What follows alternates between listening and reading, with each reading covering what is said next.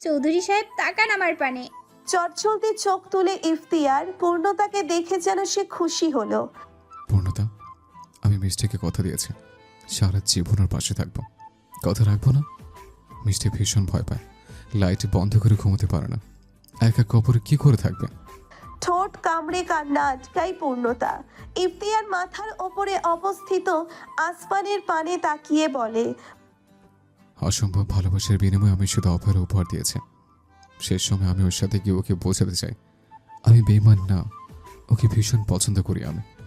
আমার হৃদয় জুড়ে পূর্ণতা থাকলেও মস্তিষ্ক জুড়ে মিষ্টি রয়েছে।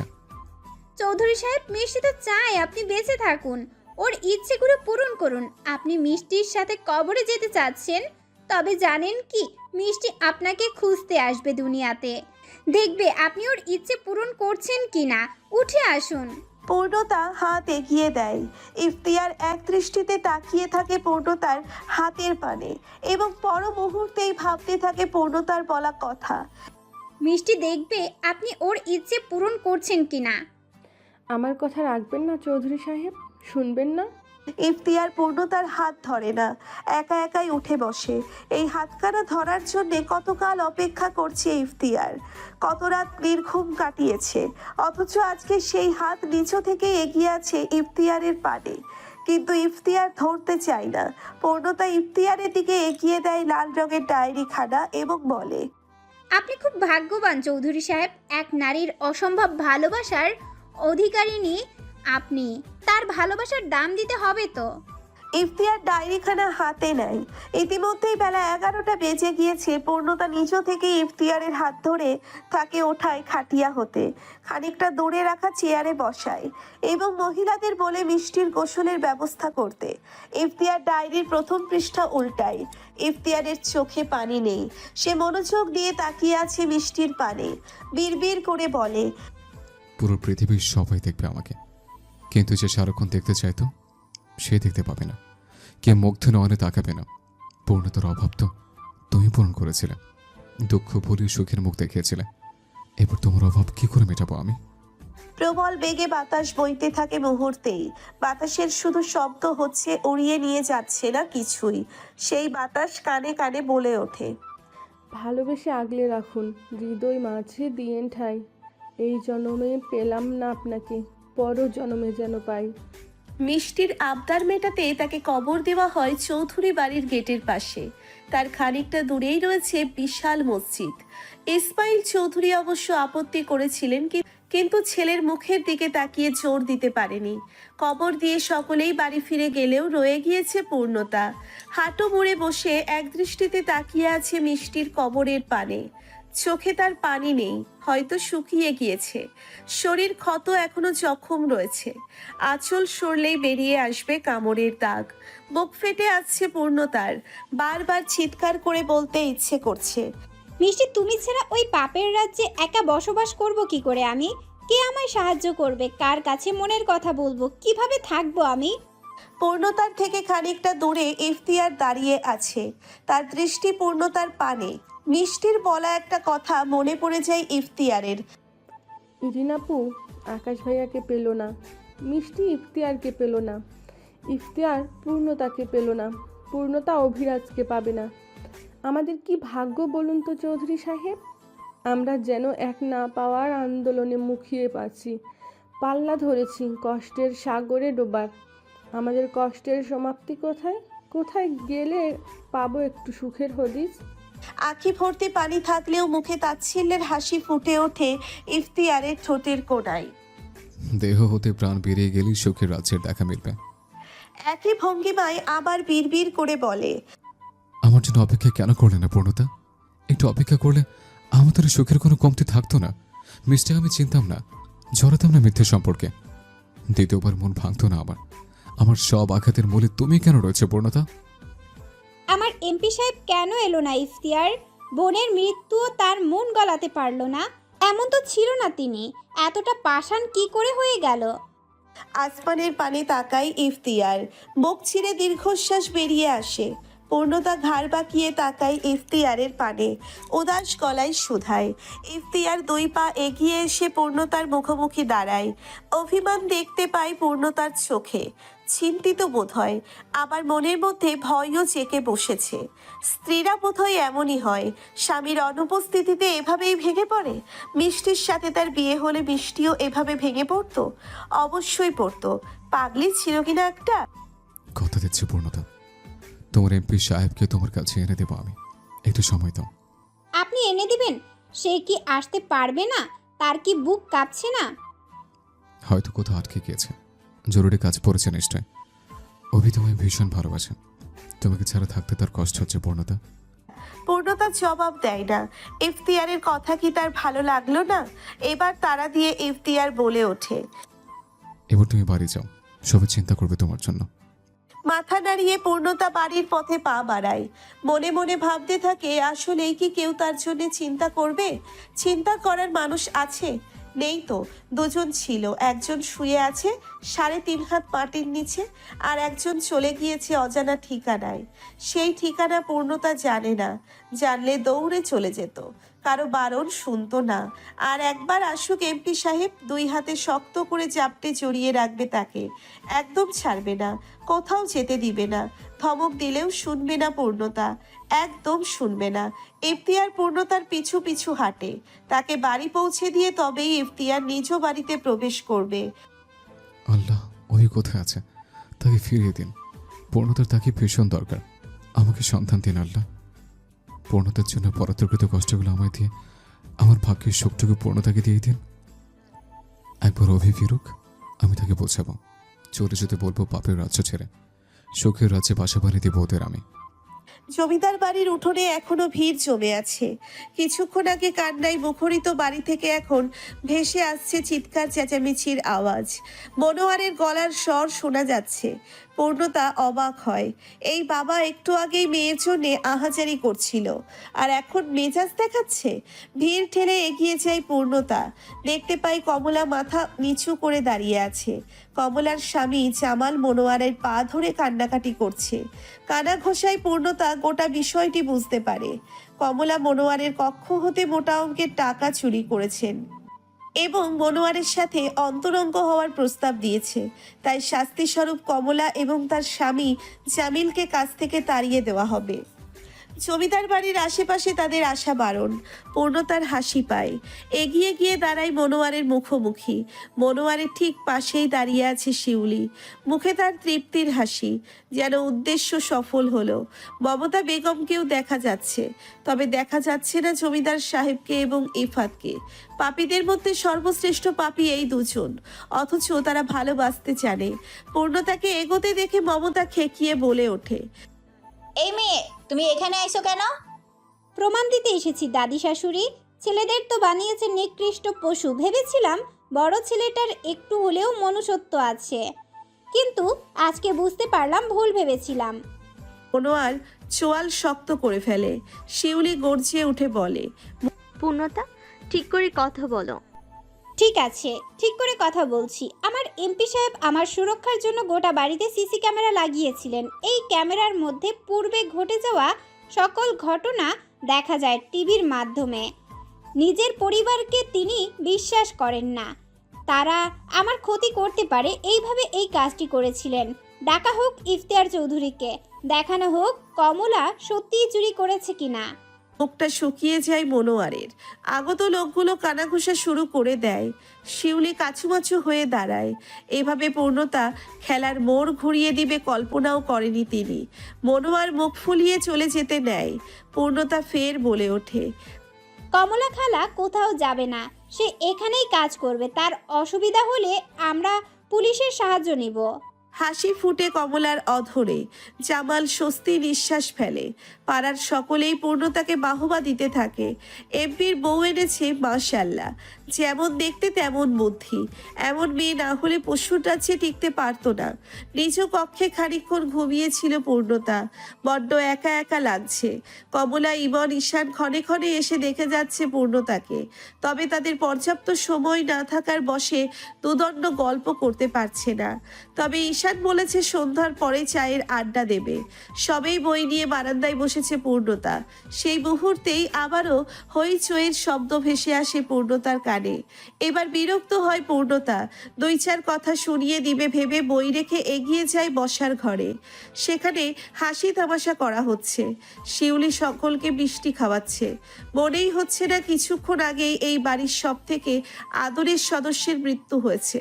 কিছু বলার উদ্দেশ্যে এক পা এগোতেই পূর্ণতার কানে আসে। অভি আর মনা বিয়ে করেছে আর গ্রামে ফিরবে না, কালকেই সিঙ্গাপুর পাড়ি জমাবে তারা। প্রেগনেন্সির কিট হাতে আসমানের পানে তাকিয়ে আছে পূর্ণতা।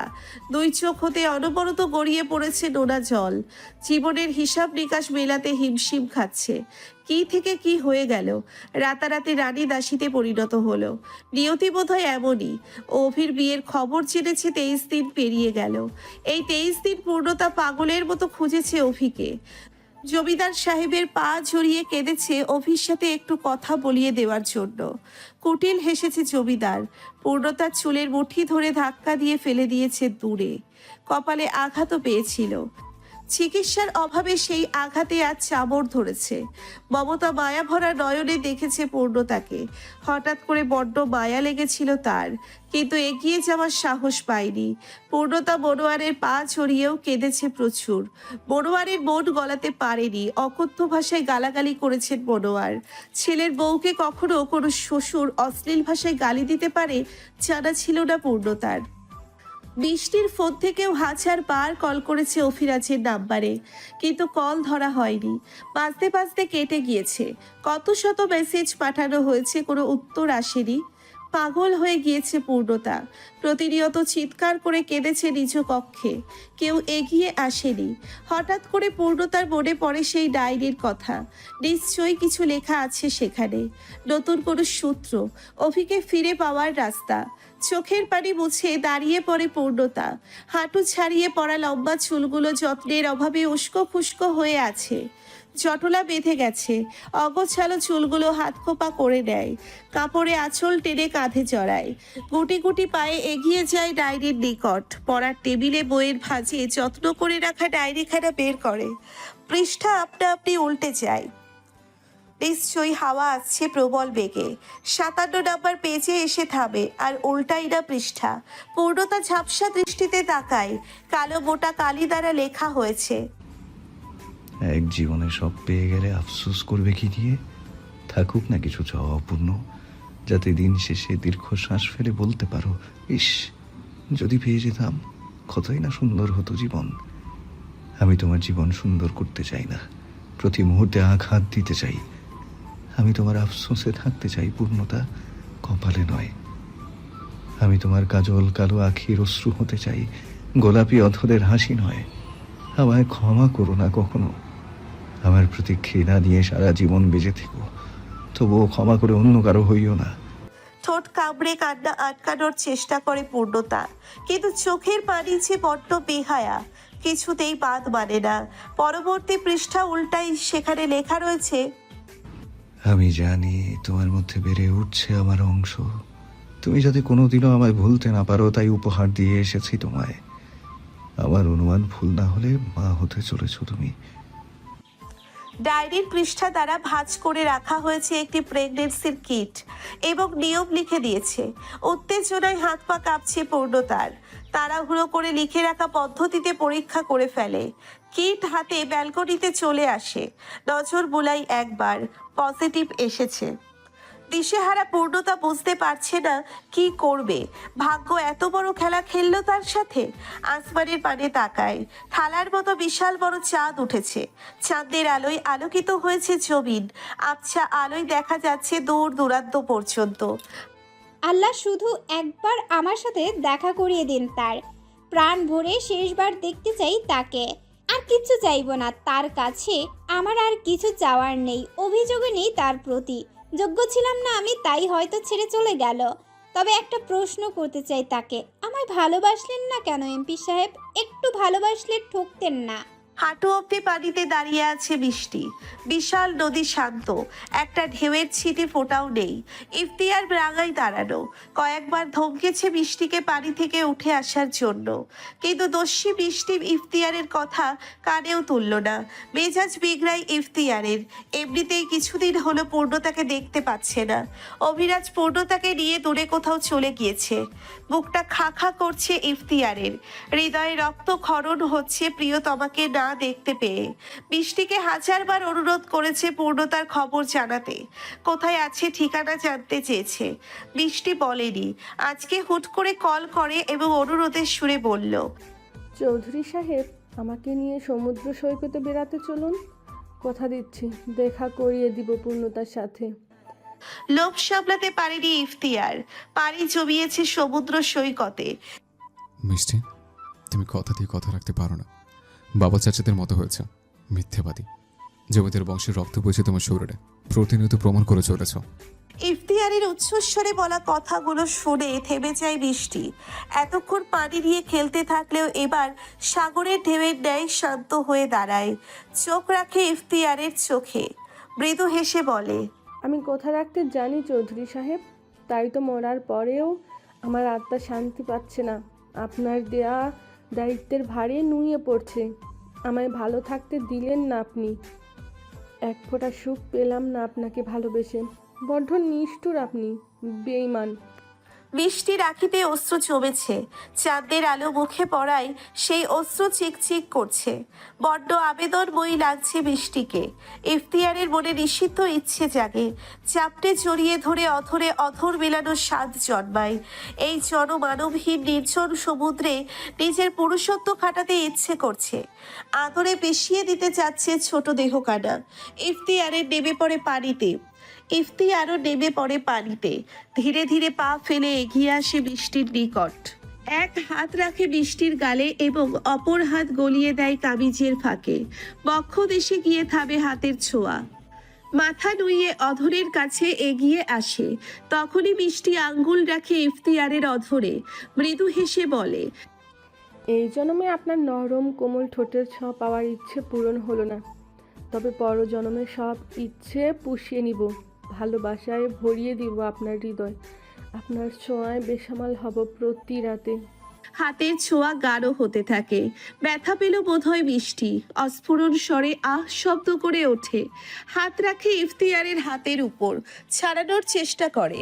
ইফতিয়ার ছাড়ে না, উল্টে বল প্রয়োগ করে চাপটে ধরে এবং অধৈর্য স্বরে বলে, আমি নিজেকে নিয়ন্ত্রণ করতে পারছি না মিষ্টি।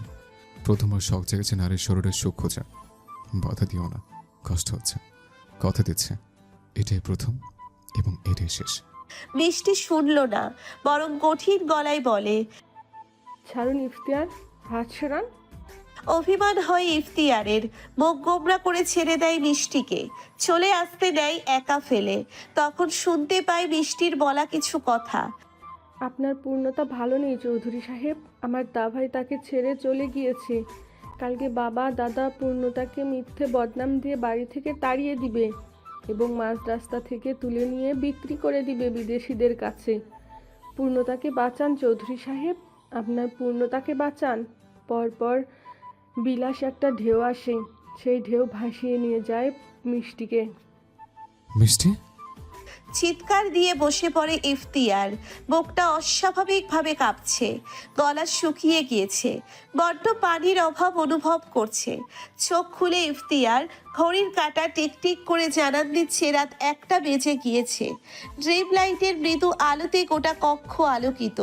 ইফতিয়ার জিভ দ্বারা ঠোঁট ভিজিয়ে হাঁটু মুড়ে বসে। 2 হাঁটুর ভাঁজে মুখ লুকিয়ে ফুপিয়ে কেঁদে ওঠে। বিড়বিড় করে বলতে থাকে, আমি নিষ্ঠুর মিষ্টি, বড্ড নিষ্ঠুর। আমাকে ক্ষমা করে দাও। কিভাবে শোধ করবো তোমার ঋণ? কি করে মেটাবো তোমার দুঃখ? কোথাও গেলে তোমায় পাবো? প্রতিনিয়ত আমাকে অপরাধী করে দিচ্ছ তুমি। তোমাকে আমি ব্যবহার করলাম, শুধু একটু ভালোবাসতে পারলাম না। পরপরে ইফতিয়ারের মনে পড়ে পূর্ণতার কথা। চট করে মাথা তোলে। ঠিক আছে তো পূর্ণতা? তখনই বাতাসের শাঁ শাঁ শব্দ শুনতে পাই ইফতিয়ার। সেই শব্দের সাথে ভেসে আসে বৃষ্টির কণ্ঠস্বর। সে তাচ্ছিল্যের স্বরে বলছে, আপনার পূর্ণতার শিওরে বসে পাহারা দিচ্ছি আমি। যতদিন আমার অস্তিত্ব আপনার মনে থাকবে ততদিন আপনার পূর্ণতার পিছু আমি ছাড়বো না। ছায়ার মতো পাশে থেকেই বাঁচাবো তাকে, কথা দিলাম। কিন্তু যেই মুহূর্তেই আপনি আমায় ভুলে যাবেন সেই মুহূর্তেই আমার অস্তিত্ব বিলীন হয়ে যাবে ধরণীর বুক থেকে। কোমল শব্দটার মধ্যেই অদ্ভুত এক শক্তি রয়েছে যা দুটো হৃদয়কে একই সূত্রে বেঁধে দেয়। মনাকে পছন্দ নয় ইফাদের, কিন্তু নিয়তির লিখনে তাদের বিয়ে হলো। আস্তে ধীরে মনাকে মনে ধরলো, ভালোবেসে ফেললো, হৃদয়ে স্থান করে নিল মায়াবিনী মেয়েটা। 12 পুরুষের সঙ্গে রাত কাটানো মেয়েটিকে ভালোবেসে বুকের মধ্যে আগলে রাখার প্রতিজ্ঞায় নিজেকে প্রস্তুত করে নিল। কিন্তু শেষ মুহূর্তে এসে ঠকে গেল। ইফাদের মনে হচ্ছে সে স্বপ্ন দেখছে। ঘুম ভেঙে যাবে আর বুঝতে পারবে এসব কিছুই সঠিক নয়, দুঃস্বপ্ন ছিল। মনা খ্যাক খ্যাক গলায় ইফাদকে ডাকবে, ঘুমের ঘোরে বুকে মাথা দিবে, ভালোবাসার জোয়ারে ভাসিয়ে নিবে। কিন্তু ঘুম ভাঙছে না, স্বপ্ন মিথ্যে হচ্ছে না। দীর্ঘশ্বাস ফেলে ইফাদ, গুটি গুটি পায়ে নিচু কক্ষ হতে বেরিয়ে আসে। গোটা জমিদার বাড়িতে চলছে আনন্দ উল্লাস। 10খানা গরু জবাই করে মিষ্টির খরচ করা হচ্ছে, মেহমান কিচকিচ করছে। গোটা শহর দাওয়াত করা হয়েছে নিশ্চয়ই। ইফাদের কক্ষের 2 পক্ষ পরেই অভি এবং পূর্ণতার কক্ষ। হাত কাটার পর থেকে আর কখনোই পূর্ণতার কক্ষে যাওয়ার সাহস করেনি ইফাদ। বরাবরই দূরে থেকেছে, তবে আজকে খুব করে কথা বলতে ইচ্ছে করছে, দেখতে ইচ্ছে করছে মলিন মুখখানা। তেজি মেয়েটা শান্ত হয়ে গিয়েছে। সব সময় মাথা উঁচু করে বাঁচতে চাওয়া পূর্ণতার মাথা নিচু হয়েছে, মুখ বন্ধ করে সহ্য করে সকলের কথা।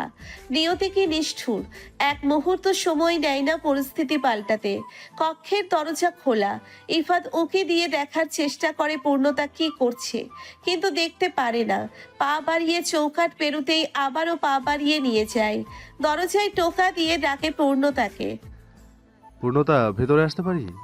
সাথে সাথেই জবাব আসে, আসুন। ইফাত ভেতরে ঢুকে পড়ে। বারান্দায় হাঁটু মুড়ে বসে আছে পূর্ণতা। উজ্জ্বলতা এসেছে চোখে মুখে, চোখ দুটো ভেজা নয়। ভারী অবাক হয় ইফাত, কাঁদছে না কেন? সে তো এসেছিল পূর্ণতার কান্না দেখতে। ইফাতের দিকে তাকিয়ে হাসে পূর্ণতা, সুধায়। কাঁদছি না বলে অবাক হচ্ছেন? আমার কান্না দেখতে ভালো লাগে? ইফাত পূর্ণতার সামনে বসে, নিজের উস্কো খুস্কো চুলে হাত বুলিয়ে বলে, ভালো লাগে। তোমার অহংকার ভেঙে গিয়েছে পূর্ণতা, পায়ের তলার মাটি সরে গিয়েছে, তুমি হেরে গেছো।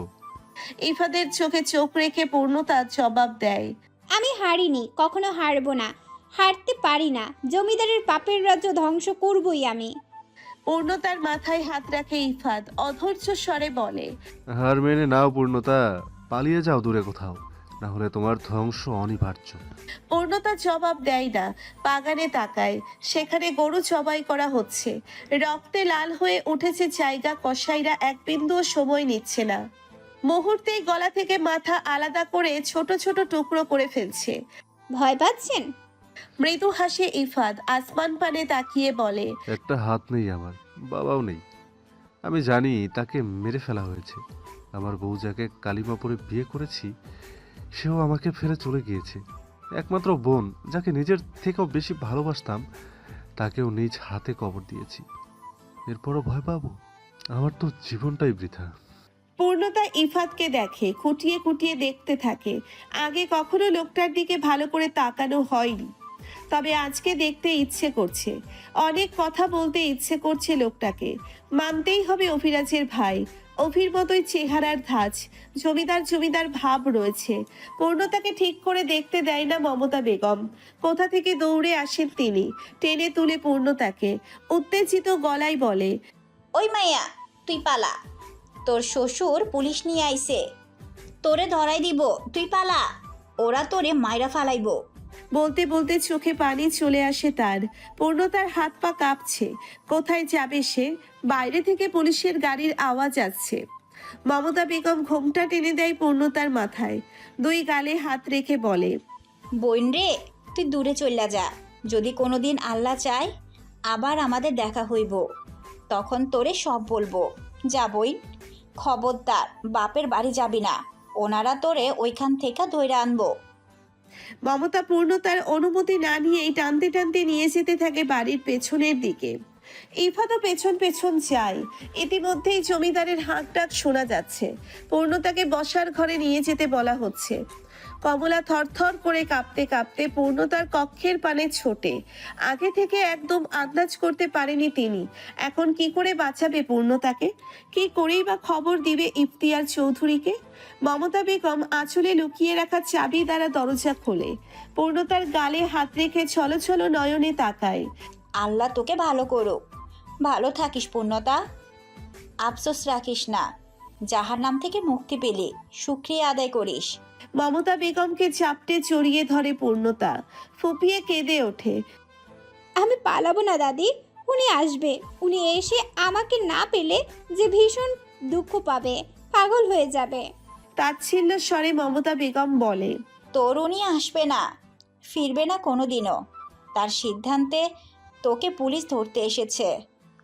তোর জানোয়ার থানায় ডায়েরি করে গিয়েছে যে তার বউ পরকীয়ায় লিপ্ত হয়েছেন ইফতিয়ার চৌধুরীর সাথে। তার বউ আর প্রেমিক মিলে খুনের হুমকি দিয়েছে, বিদায় তিনি দূর দেশে পাড়ি জমিয়েছে। কান্না থেমে যায় পূর্ণতার। স্তব্ধ দৃষ্টিতে তাকায় মমতা বেগমের পানে। মোটেও বিশ্বাস করলো না তার কথা। এমনটা কখনোই করতে পারে অভিরাজ? কখনোই না। ভীষণ ভালোবাসে কিনা? ঘোর প্রতিবাদের সুরে কিছু বলতে চায় পূর্ণতা, শোনে না মমতা। ধাক্কা দিয়ে দরজার বাইরে বের করে দেয় এবং সাথে সাথে দরজা আটকে ফেলে। বুক ফেটে কান্না আসে পূর্ণতার। চিৎকার করে কাঁদতে ইচ্ছে করে। ভাগ্য এ কোন খেলা খেললো তার সাথে? কোথায় এনে ফেললো তাকে? কোথায় যাবে এখন? হাঁটু মুড়ে বসে পড়ে সেখানেই। জমিদার বাড়ির ভেতর থেকে হম্বিতম্বির আওয়াজ আসছে। জমিদার চারিদিকে লোক ছড়িয়ে দিচ্ছে পূর্ণতাকে খুঁজতে। পুলিশ অফিসার থানায় কল করে আর কিছু কনস্টেবল ডেকে পাঠায়। যে করেই হোক খুঁজে বের করতে হবে পূর্ণতাকে। এত সব আওয়াজের মধ্যে পূর্ণতার কানে ভেসে আসে অভিরাজের গলার স্বর। সে করুণ স্বরে বলছে, আমাদের বিচ্ছেদ হয়নি, শুধুমাত্র পরিস্থিতি আমাদের আলাদা করেছে। তুমি অপেক্ষা করো পূর্ণতা, আমি ফিরে আসব। তাচ্ছিল্য হাসে পূর্ণতা। আসমান পানে তাকিয়ে উচ্চস্বরে বলে ওঠে, আমি অপেক্ষা করছি, তবে আপনাকে ফিরে পাওয়ার জন্য নয়, নিজে ফুরিয়ে যাওয়ার জন্য। ইতিমধ্যেই ইফতিয়ারের কানে পৌঁছে গিয়েছে সমস্ত ঘটনা। মাগরিবের আজান পড়ছে কিছুক্ষণ আগেই। চারিদিক অন্ধকারে ঢেকে গিয়েছে। জমিদার বাড়ির চারিপাশে পুলিশের ছড়াছড়ি। গোটা এলাকায় জমিদারের লোকজন ছোটাছুটি করে খুঁজে চলেছে পূর্ণতাকে। গলা শুকিয়ে আসে ইফতিয়ারের। হারানোর ভয় বুকের ভেতর দানা বাঁধে। থরথর করে কেঁপে ওঠে হাত পা। কান্না পাচ্ছে ভীষণ। অবাক হয় ইফতিয়ার। মিষ্টির মরে যাওয়ার খবরও তাকে এতটা কষ্ট দেয়নি, অথচ পূর্ণতাকে দেখতে পারবে না ভাবলেই হৃদয়ে রক্তক্ষরণ হচ্ছে। পূর্ণতা মরে গেলে বোধহয় ইফতিয়ার চৌধুরীকে এক সেকেন্ডও বাঁচানো যাবে না। ইফতিয়ার চোখ বন্ধ করে, মিষ্টিকে ডাকে মনে মনে, মিষ্টি আমাকে পূর্ণতার খোঁজ জানিয়ে দাও। কোথায় আছে আমার পূর্ণতা? কি অবস্থা আছে? মিষ্টি বোধহয় খিলখিল করে হেসে উঠল।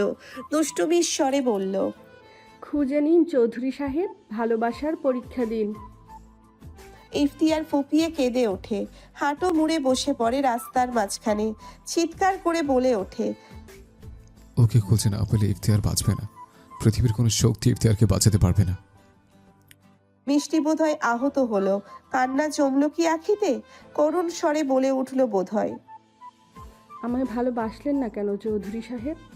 আপনার থেকে একটু ভালোবাসা পাবো বলে, আপনার আখিতে মিষ্টি নামের অশ্রু দেখব বলে মৃত্যুকে আলিঙ্গন করলাম, তবুও একটু ভালোবাসা পেলাম না।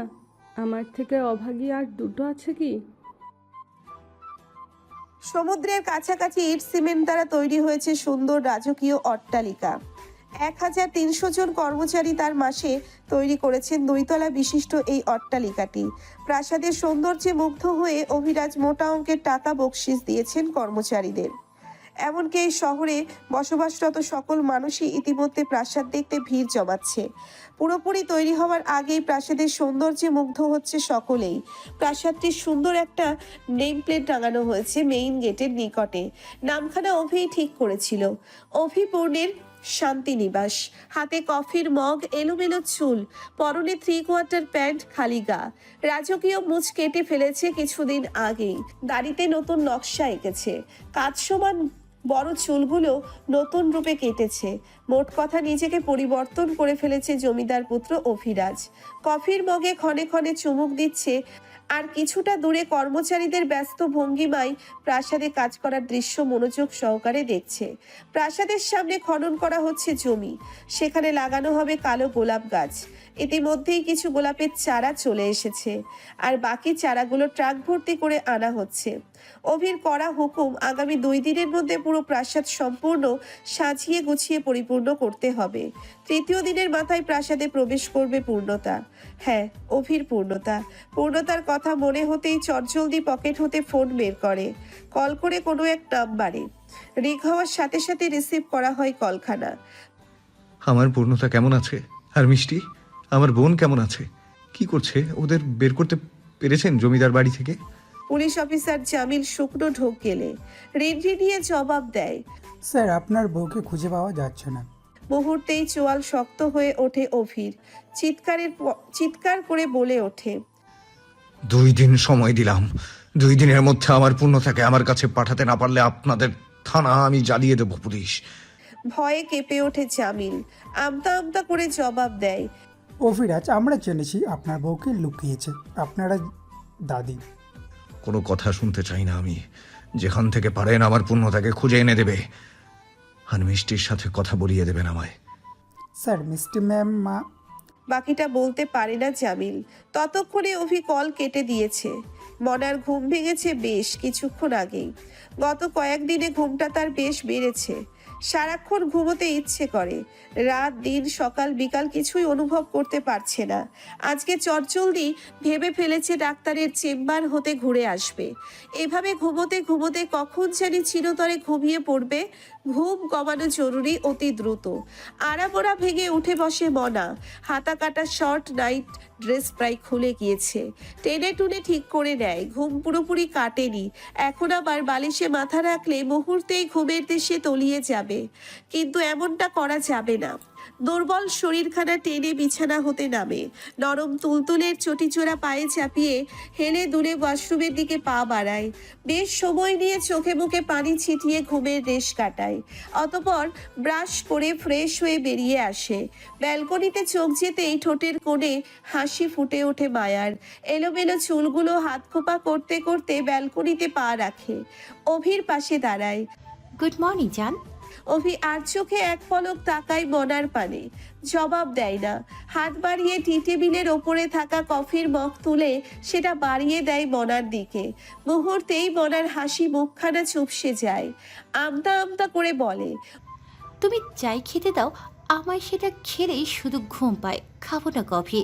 অভি নিঃশব্দে রেখে দেয় কফির মগ, নিজের আধ খাওয়া কফির মগখানাও রাখে।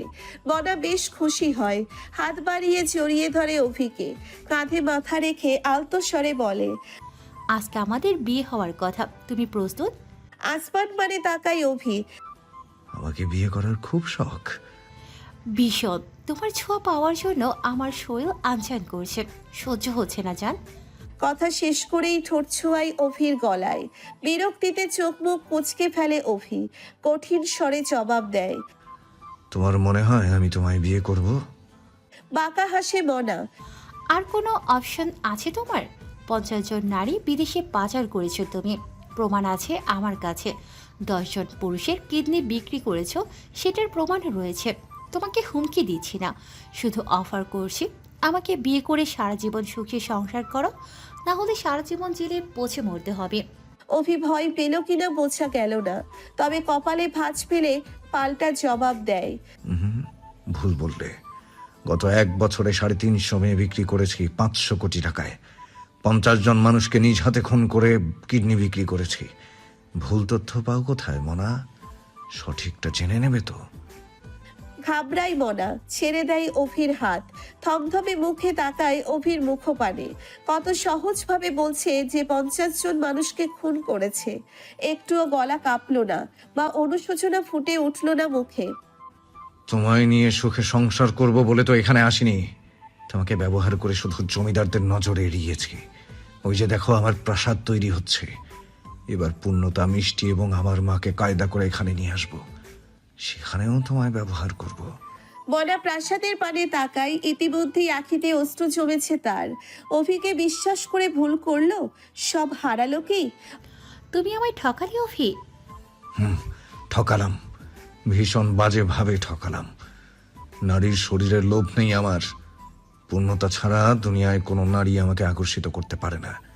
আমার পূর্ণ ছাড়া দুনিয়াতে আর কোনো মায়াবতী নেই। অসহায়ের মতো মনা জিজ্ঞেস করলো। আমার কি হবে অভি? তুমি দেখতে বেশ সুন্দর। বিক্রি করলে টাকা পাবো অঢেল।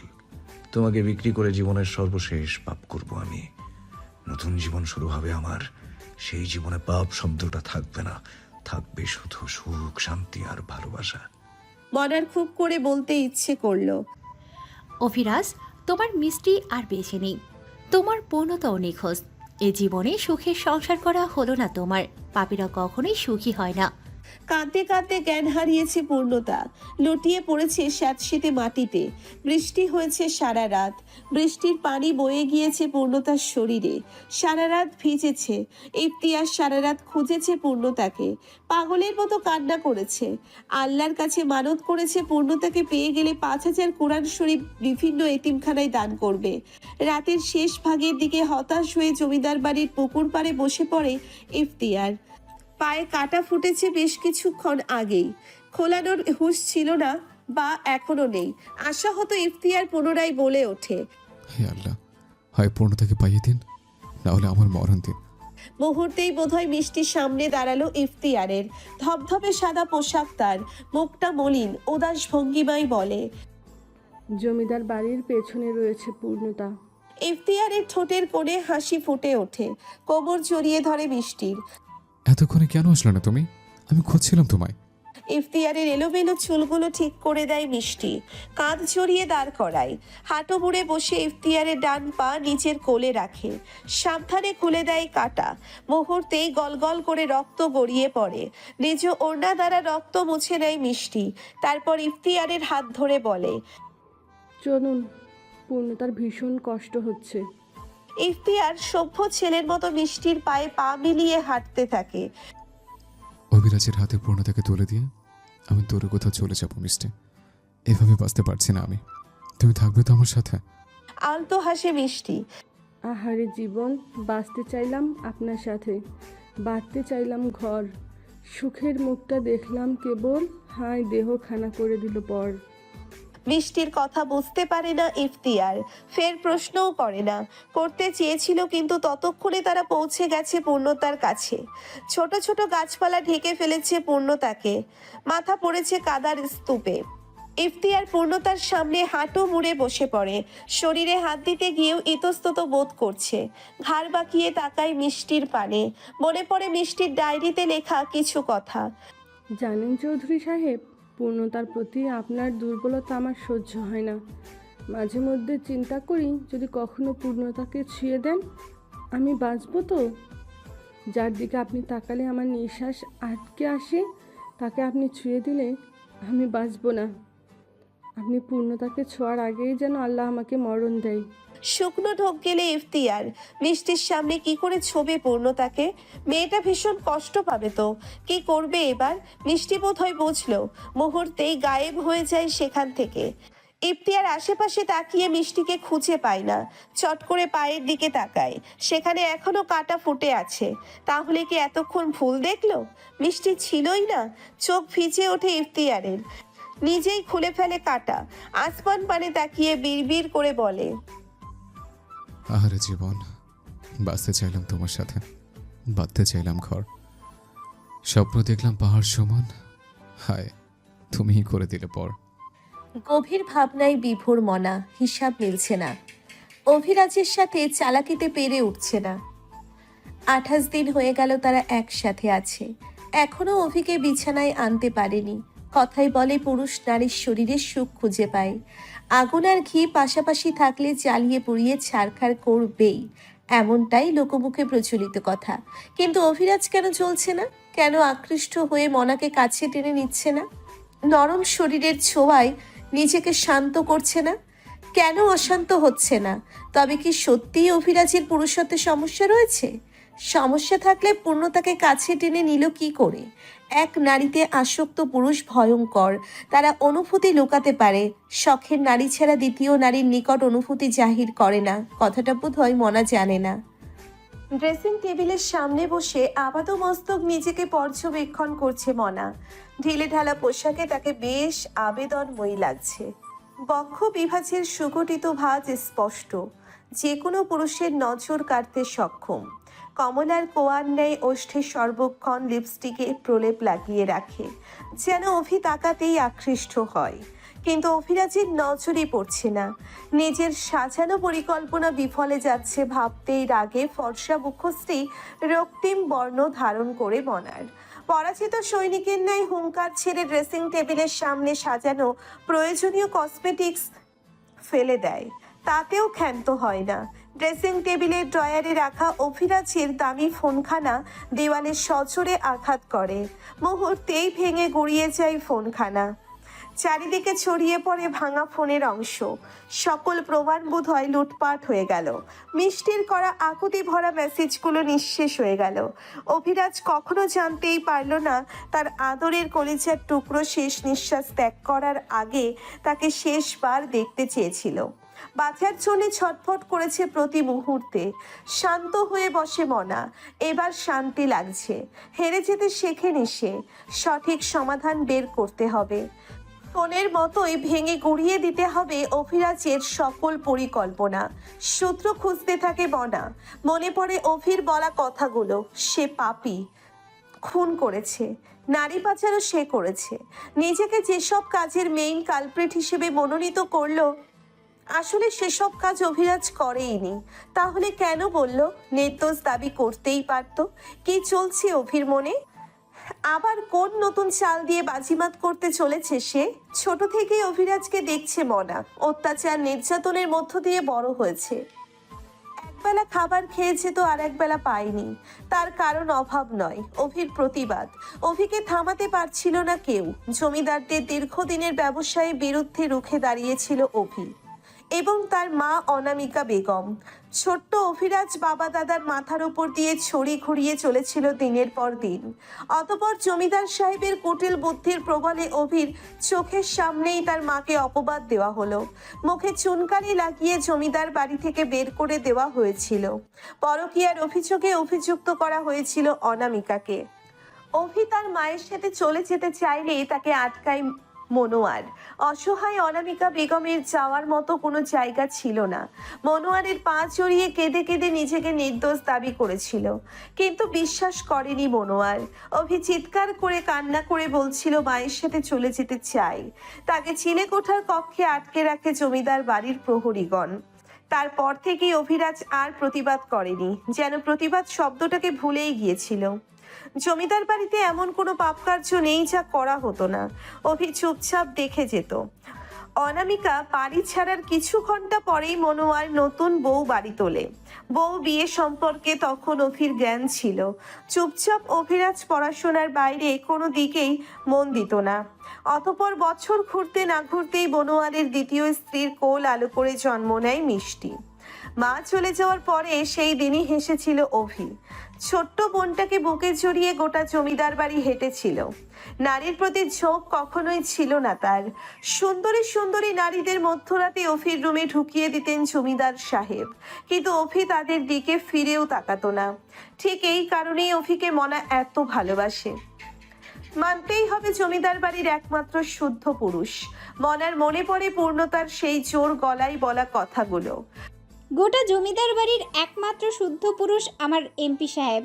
কথা সত্যিই তাই। পূর্ণতা ভাগ্যবতী, কপাল করে শুদ্ধ পুরুষকে পেয়েছে। তবে আবার পূর্ণতা অভাগ্যবতীও, কপাল দোষে শুদ্ধ পুরুষকে হারিয়েছে।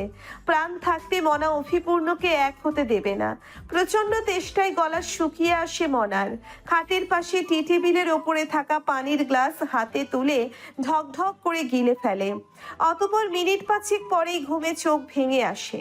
বসে থাকা কষ্টকর হয়ে পড়ে। কোনো রকমে হেলে দুলে হেঁটে খাটের নিকট এসে শুয়ে পড়ে। পরপরই ঘুমের অতল গভীরে তলিয়ে পড়ে। চোখ বন্ধ করার আগে বিড়বিড় করে বলেছিল, একদম ঠিক কাজ করছো না অভি, এর মাসুল তোমায় দিতে হবে। কালো গোলাপের বাগান পরিচর্যা করা শেষ। অভি পূর্ণের সুখের নিবাস পুরোপুরি তৈরি।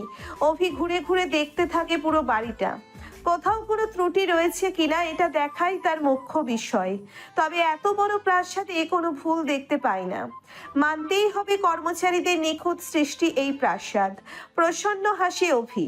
আরো কিছু টাকা বকশিস দিতে চাই তাদের। আসবাবপত্র চলে এসেছে, সকল কক্ষ সাজাচ্ছে কর্মচারীরা। তবে মিষ্টির কক্ষ নিচু হাতে সাজানোর উদ্যোগ নেয় অভি। মিষ্টির কক্ষের সামনে বড় বড় আকারে মিষ্টি নামখানা লেখা হয়েছে। কিছু মুহূর্তের মধ্যে নিজ হাতে রুমখানা গুছিয়ে ফেলে অভি। দেওয়ালে বড় করে টাঙিয়েছে মিষ্টি একখানা হাসি মাখা ফটো। ফটোখানার বয়স 2 মাস। বোনের অগোচরে তুলেছিল অভি। আর মাত্র 2 দিন, তারপর মিষ্টি এই রুমে থাকবে। দাও ভাই বলে উচ্চস্বরে ডাকবে। এটা সেটা কিনে দেওয়ার বায়না করবে। কতদিন বোনটাকে দেখা হয় না, কেমন আছে কে জানে। শেষবার যখন কথা হয়েছিল তখন মিষ্টি বলেছিল তার বুকে ব্যথা। অভি তখনই মনোয়ারকে জানিয়েছিল কথাটা।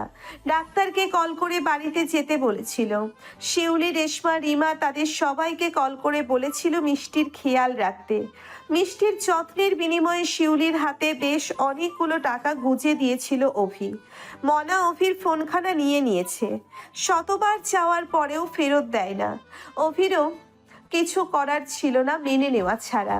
একটা সুখের দিনের জন্য মানুষ কতগুলো দুঃখ দিন কাটিয়ে ফেলে, অভিও তাই করেছে।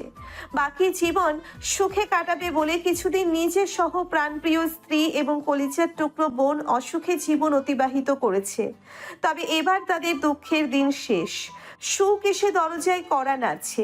বুকশেল্পে মিষ্টির বইগুলো সাজানো শেষ হতেই অভির চাকচিক্য ফোনখানা বেজে ওঠে। ঠোঁটের কোণে মুচকি হাসি ফুটে ওঠে অভির।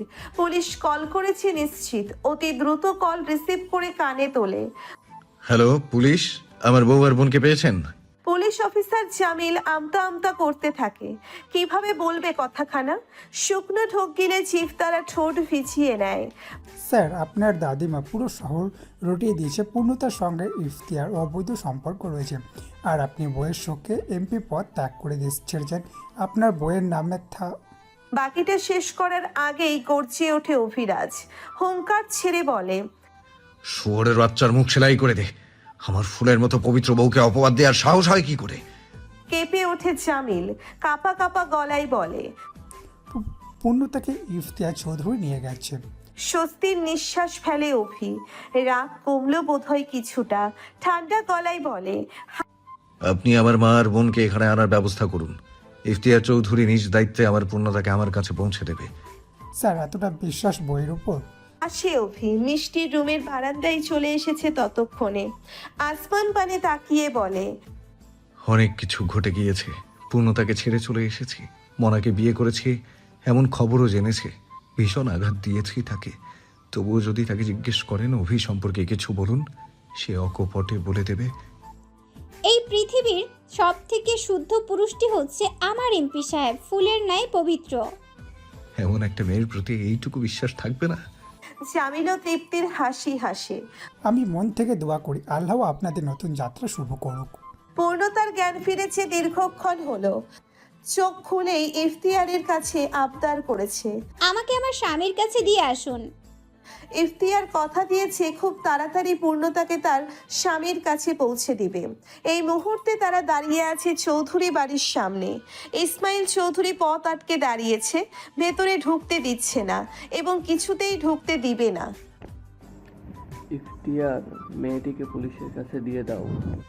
গম্ভীর কণ্ঠস্বর তার। এতটা গম্ভীর বাবাকে কখনোই দেখেনি ইফতিয়ার। পূর্ণতা ইফতিয়ারের পেছনে লুকিয়েছে। পুলিশ ধরলে তাকে বাঁচতে দিবে না। জমিদারদের নিকট দিবে বা পতিতালয়ে দিয়ে আসবে। জমিদারদের কুটিল বুদ্ধি সম্পর্কে বেশ অবগত পূর্ণতা, কিন্তু ইফতিয়ার তো অবগত নয়। সে যদি সত্যিই পুলিশে দিয়ে দেয়? কলিজা কেঁপে ওঠে পূর্ণতার। মনে মনে আল্লাহকে ডাকতে থাকে। ইফতিয়ার বাবার চোখে চোখ রেখে বলে, উনি আমাদের বাড়িতে থাকবে বাবা, সুরক্ষিত। বিরক্তিতে চোখ মুখ কুঁচকে ফেলে ইসমাইল। এই মেয়েটার জন্য তোমার নাম উঠেছে পুলিশের খাতায়। একে দিয়ে এসো এখনই। ইফতিয়ারও সমান জেদ দেখিয়ে বলে, দিয়ে আসবো না বাবা। তাহলে তোমারও জায়গা হবে না আমার বাড়িতে। বাবা বাড়াবাড়ি করছো তুমি। বাড়াবাড়ি তো এখন করব। আমি কল করছি পুলিশকে। নিজ কক্ষে হয়তো ফোন রেখে এসেছে ইসমাইল, তাই বড় বড় পা ফেলে নিজ কক্ষের পানে এগোয়। ইফতিয়ার বাবার মতিগতি বুঝতে পারে, মুহূর্তেই পূর্ণতার হাত মুষ্টিবদ্ধ করে ধরে। পূর্ণতা, আমাদের পালাতে হবে। বলতে বলতেই দৌড়ে কালো গোলাপ বাগানের ভেতরে গাছের আড়ালে লুকিয়ে পড়ে। পুলিশ চৌধুরী বাড়ির আশেপাশেই ছিল, তাই কল করতেই তারা 5 মিনিটেই চলে আসে। ইসমাইল অবাক হয়, কেননা পূর্ণতা ইফতিয়ার কেউ নেই। এত দ্রুত কোথায় গেল ওরা? ওরা বেশি দূর পালাতে পারেনি। আপনারা বাড়ির চারদিক ঘিরে ধরুন এবং খুঁজুন। মুহূর্তেই পুলিশরা এদিক ওদিক খুঁজতে শুরু করে। ইসমাইল কপাল চুলকাতে চুলকাতে চিন্তা করে, কোথায় যেতে পারে? কোনোভাবেই পালাতে দেওয়া যাবে না। পূর্ণতাকে চাই আমার। ভয়ে কাঁপছে পূর্ণতা। ইফতিয়ার বারবার আশ্বাস দিচ্ছে, ভয় পেও না পূর্ণতা, আমি তো আছি। প্রাণ থাকতে তোমার কোনো ক্ষতি হতে দেবো না। পূর্ণতা বিশ্বাস করে ইফতিয়ারকে, তবে ইফতিয়ারকে নয়, অভিকে পাশে চায় সে। ভাগ্যক্রমে কখনোই বিপদে অভির সাহায্য পায় না। জীবনের সব থেকে বড় অভিমান এটাই পূর্ণতার। একদিন অভির মুখোমুখি দাঁড়িয়ে জিজ্ঞেস করবে, আমার বিপদে আপনি কেন থাকেন না এমপি সাহেব? আমি যে আপনার অপেক্ষায় থাকি। আমার অপেক্ষার অবসান কেন ঘটে না? দুফোঁটা পানি গড়িয়ে পড়ে পূর্ণতার দু চোখ বেয়ে। হাতের উল্টো পিঠে মুছে নেয় পানিটুকু। বাঁকা নয়নে ইফতিয়ারের মুখপানে তাকায়। ইফতিয়ার চোখ বন্ধ করে চিন্তা করতে থাকে, এখান থেকে কি করে বের হবে।